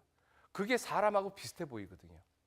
그거는 이성이 아니라 그건 본성이라고 이야기를 하는 거죠. 하나님이 그 본성을 줬어요. 그래서 짐승은 육혼이기 때문에 죽으면 육체와 함께 모든 것이 다 끝납니다. 그래서 죽으면 끝이야. 죽으면 끝이지 뭐 천국과 지옥이 어디 있어. 그것이 동물과 같은 생각이에요. 여러분들 개들은 그렇게 생각하거든요. 그죠? 그러니까 그 생각을 뭐라고 이야기할 수 있어요? 이하 생략입니다. 그죠? 자, 그런데 사람은 무슨 혼이냐 하면 사람은 영혼이라고 되어 있거든요. 사람은. 그죠? 영혼. 왜냐하면 이 영이 하나님의 모습이시기 때문에 그렇습니다. 영혼. 사람은 영혼이 있어요. 요한복음 4장 24절 말씀에 하나님은 영이시니 예배하는 자가 신령과 진정으로 예배할지니라. 하나님은 영이시거든요. 그 영이신 하나님께서 사람을 만드셨어요. 사람을. 어떻게 만드셨느냐? 창세기 1장 27절에 하나님이 자기 형상, 곧 하나님의 형상대로 사람을 창조했다. 하나님이 자기 형상, 곧 하나님의 형상대로. 하나님의 형상이 뭐예요? 영이거든요. 그러니까 사람은 영적인 존재예요. 영적인 존재. 그래서 사람이 존귀합니다. 나는 여호와 보시기에 존귀한 자라. 사람은 정말 존귀한 존재거든요. 그런데 그러한 존귀한 존재를 자꾸 짐승에서부터 진화됐다라고 교육을 시켜놓고 있으니, 그렇게 교육을 받은 사람에게 무슨 인간의 존엄성이 있겠습니까? 그러니까 남자끼리 여자끼리 죄짓죠. 그리고 지금 세상이 이 모양이 됐잖아요. 지금 세상을 한번 보셔요. 세상이 어지럽고 혼란한 것이 아니라 더럽습니다. 지저분해져 가고 있잖아요. 왜요? 인간의 존엄성을 상실했기 때문에 그렇습니다. 인간은 동물이 아니거든요. 하나님의 형상대로 지음받은 사람들입니다. 정말 존귀한 존재예요. 그러한 존귀한 존재를 자꾸 짐승으로 만들어 놓으니까 세상이 이와 같은 모습이 되죠. 우리나라뿐만 아니라 전 세계가 다 그렇지 않습니까? 여러분들, 사람은 정말 존귀한 존재입니다. 그거 생각하셔야 돼요. 이사야서 43장 7절 말씀에 무릇 내 이름으로 일컫는 자 곧 내가 내 영광을 위하여 창조한 자를 오게 하라. 그들을 내가 지었고 만들었느니라. 물론 이 말씀의 직접적인 대상은 이스라엘 민족입니다. 그러나 우리 모두에게 하신 말씀이에요. 우리는 하나님의 영광을 위해서 창조함을 받은 자들이거든요. 시간과 공간 속에 우연히 던져져서 썩어져가는 낙엽처럼 뒹굴다가 죽어버리는 그러한 존재가 절대로 아닙니다. 분명히 내가 세상에 존재하는 것은 목적이 있고 이유가 있어요. 존귀한 초월자의 목적과 이유가 있습니다. 그래서 나는 존귀한 자거든요. 자, 그러한 존귀한 존재가 자기가 얼마만큼 존귀한 존재인지 모르니까 세상을 막 살아가죠. 그리고 육체뿐인 인생을 살아가다 보니까 육체뿐인 인생의 결과가 무엇이냐면 헛되다라는 것이거든요. 전도서 보시겠습니다. 전도서.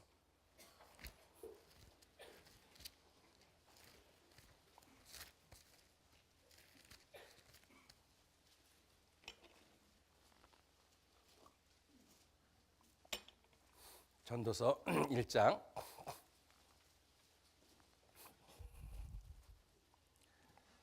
전도서 1장 1절 말씀 제가 읽겠습니다.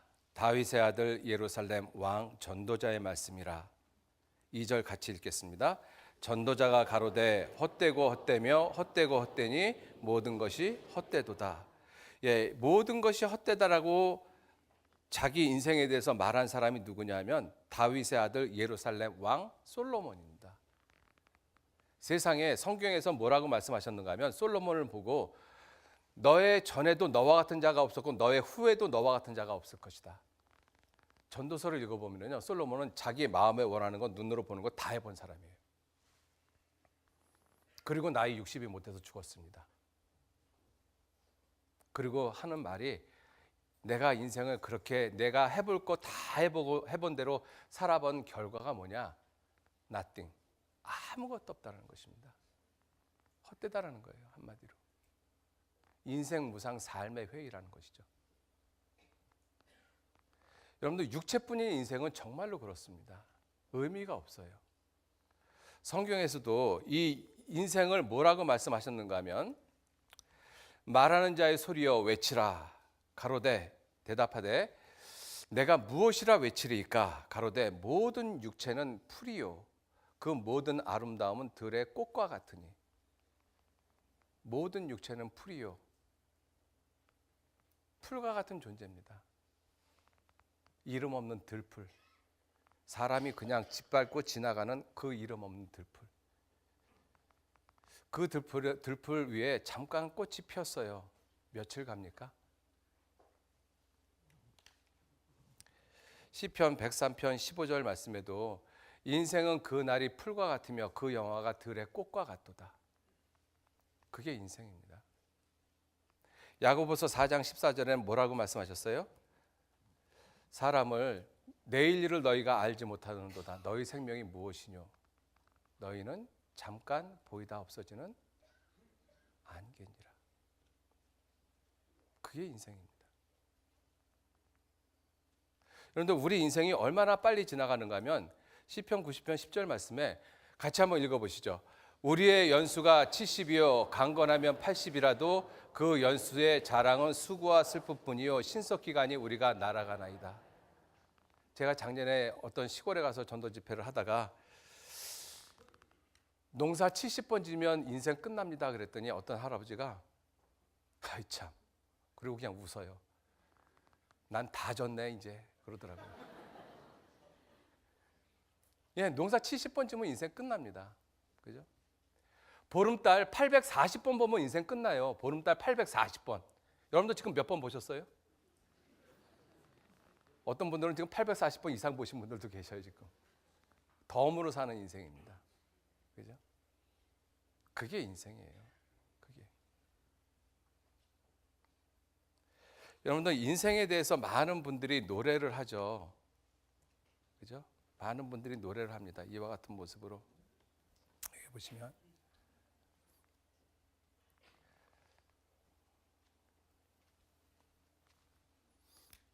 이 천상병 선생님의 시인데요. 바보 시인이라고 일컬어지지만 천재 시인입니다. 그분이 이제 귀천이라는 시를 썼는데 나 하늘로 돌아가리라. 새벽비에 와닿으면 쓰러지는 이슬 더불어 손에 손을 잡고 나 하늘로 돌아가리라. 노을빛 함께 단둘이서 기슭에서 놀다가 나 하늘로 돌아가리라. 아름다운 이 세상 소풍 끝내는 날 가서 아름다웠다고 말하리라. 이러한 시를 보고 있는 사람 중에 죽으면 그만이라고 이야기하는 사람이 이 시를 바라보면서 죽으면 그만인데 뭘 돌아가긴 돌아가 이렇게 이야기하는 사람이 있다면 그 사람은 참 어리석은 사람입니다. 내가 비록 말로는 죽으면 그만이다라고 이야기를 해도 이러한 시를 읽어보면 생각이 달라지죠. 어디로 돌아가지? 내가 돌아갈 것이 진짜로 있을까? 난 아직 돌아갈 것을 준비하지 못했는데 그렇게 생각하는 것이 이성을 가진 정상적인 사람이 아니겠습니까?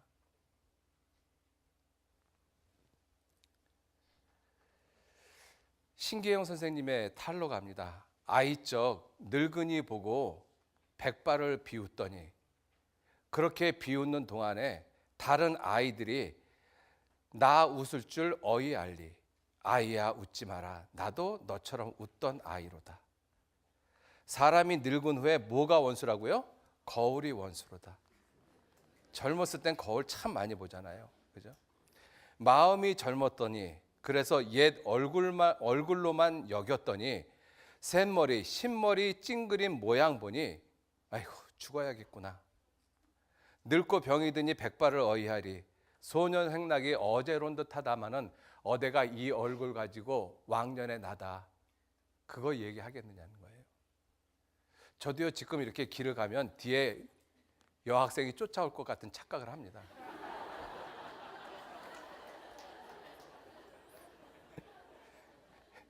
정신없어. 정신.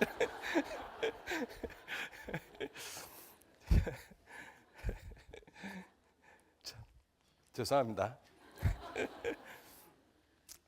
한 손에 가시 들고 한 손에 막대 들고 늦는 길 가시로 막고 오는 백발 막대로 치렸더니 백발이 제 먼저 알고 무슨 길로 오더라? 지름길로 오더라. 춘산, 봄산이죠. 눈 녹인 바람. 산에 겨울에 있었던 그 잔설이 있었거든요. 하얀 잔설이. 그런데 그 가을 봄바람이 살짝 불고 간 데가 없어요. 그런데 눈은 녹았거든요. 그래서 그 하얀 잔설을 갖다가 녹인 그 바람을 잠시 빌려다가 내 머리 위에 불게 해서 귀 밑에 해묵은 설이 녹여볼까 해도 안 녹아집니다. 그건. 그죠? 늙지 말고 다시 젊어져 보려 했더니 청춘이 날 속이고 백발이 다 되었구나. 이따금 꽃밭을 지날 때면 죄 지은 듯하여라. 인생이잖아요. 그죠?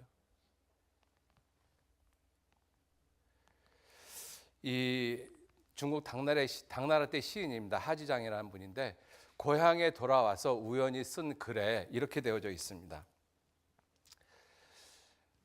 어릴 적에 집을 떠나서 늙은이 다 돼서 돌아왔네. 고향 말씨는 변하지 않았는데 빈모, 귀머리는 쇠하여졌네. 아이들이 서로 바라보는데 불상식, 서로 알아보지 못하네. 웃으면서 묻네. 손님은 어디서 왔소? 야 이놈아, 내가 네 헤랩이다.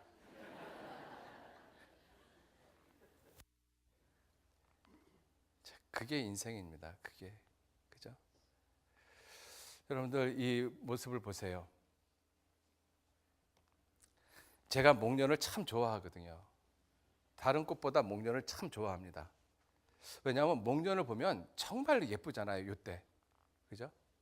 요 계지바이 티를 벗기 전에 요 모습 아주 앙증맞잖아요. 얼마나 예쁩니까? 요런 모습이. 그죠? 요 모습. 그런데 이제 그것이 이제 이 개화를 하게 되면 참 포담스럽잖아요. 그죠? 얼마나 포담스러워요. 그런데 조금 지나면 이렇게 돼요. 조금 더 지나면 이렇게 되고, 조금 더 지나면 이렇게 되고. 그죠? 제가 그래서 목련을 싫어하거든요.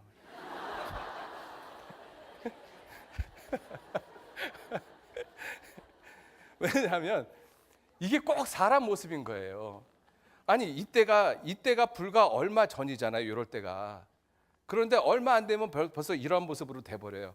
목련이 꽃들은 지면 다 추하게 집니다. 근데 목련은 유난히 추하고 지저분하게 져요. 우리 인생하고 너무나 닮았어요. 그죠?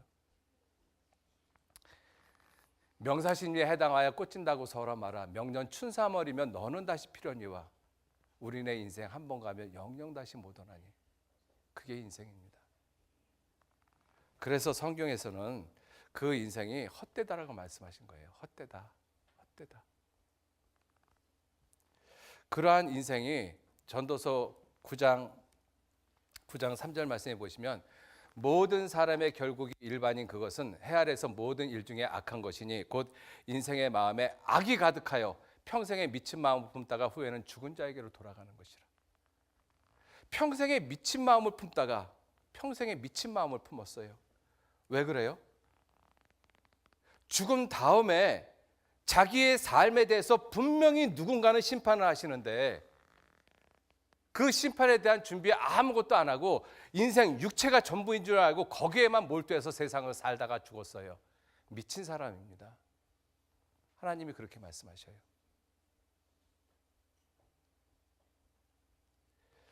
내가 죽을 날을 알면 얼마나 좋겠습니까?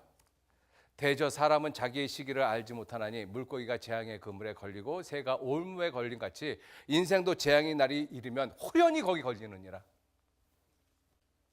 내가 내 죽을 날을 압니까? 아무도 모르죠. 여러분들 죽음 준비하셨어요?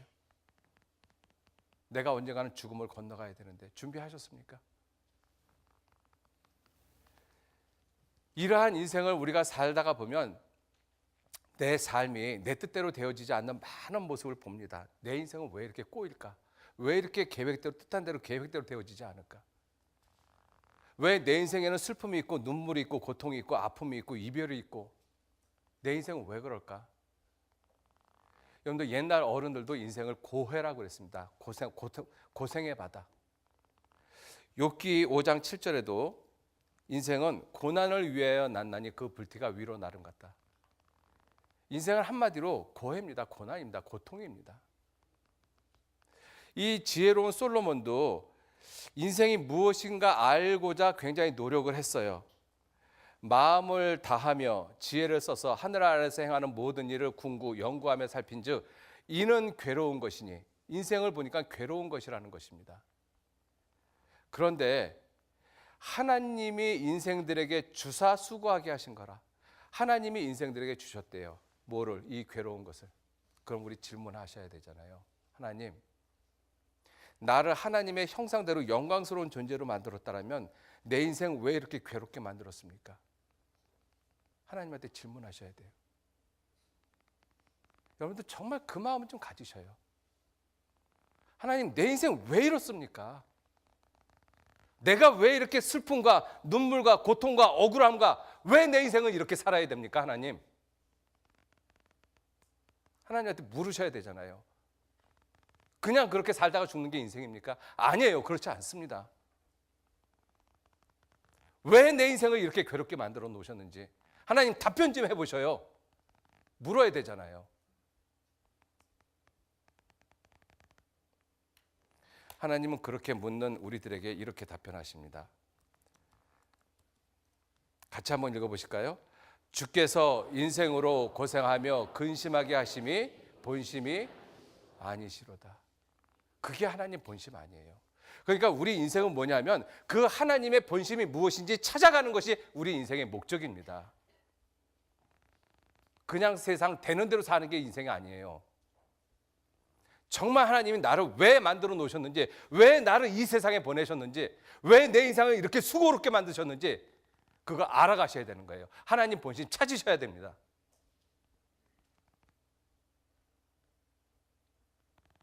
그 하나님의 본심을 아는 것, 그게 인생의 목적이거든요. 톨스토이도 이렇게 이야기를 했습니다. 톨스토이도 인생의 참된 목적은 영원한 생명을 깨닫는 데 있다. 너희가 성경에서 영생을 얻는 줄 생각하고 성경을 상고하거니와 이 성경이 곧 내게 대하여 증거하는 것이로다. 세상 사람도 이렇게 이야기하고 있습니다.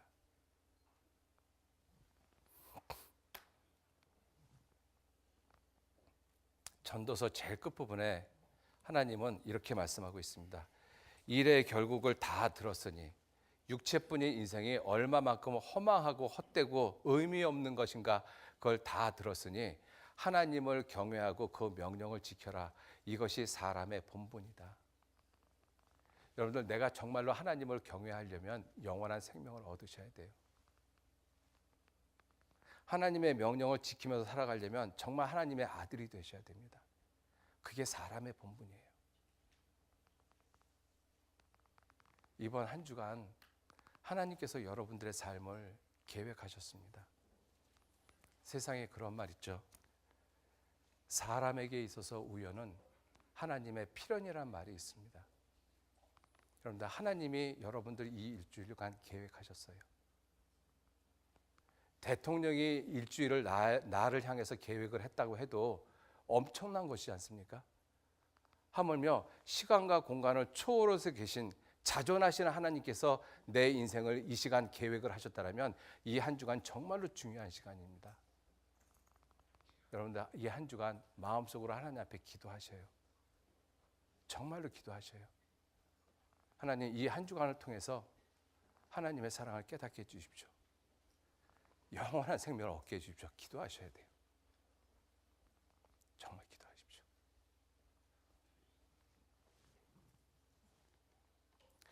같이 기도하시겠습니다.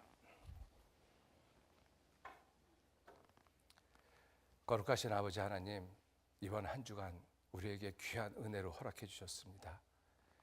말씀을 듣는 영혼들 한 사람 한 사람 귀히 보시고 또 불쌍히 여겨주시고 또 지혜를 허락해 주셔서 성경을 통해서 하나님이 뜻하고 계획하신 바가 무엇인지를 분명히 깨닫고 하나님의 자녀가 되어지도록 하나님께서 친히 이끌어 주시고 인도해 주옵소서.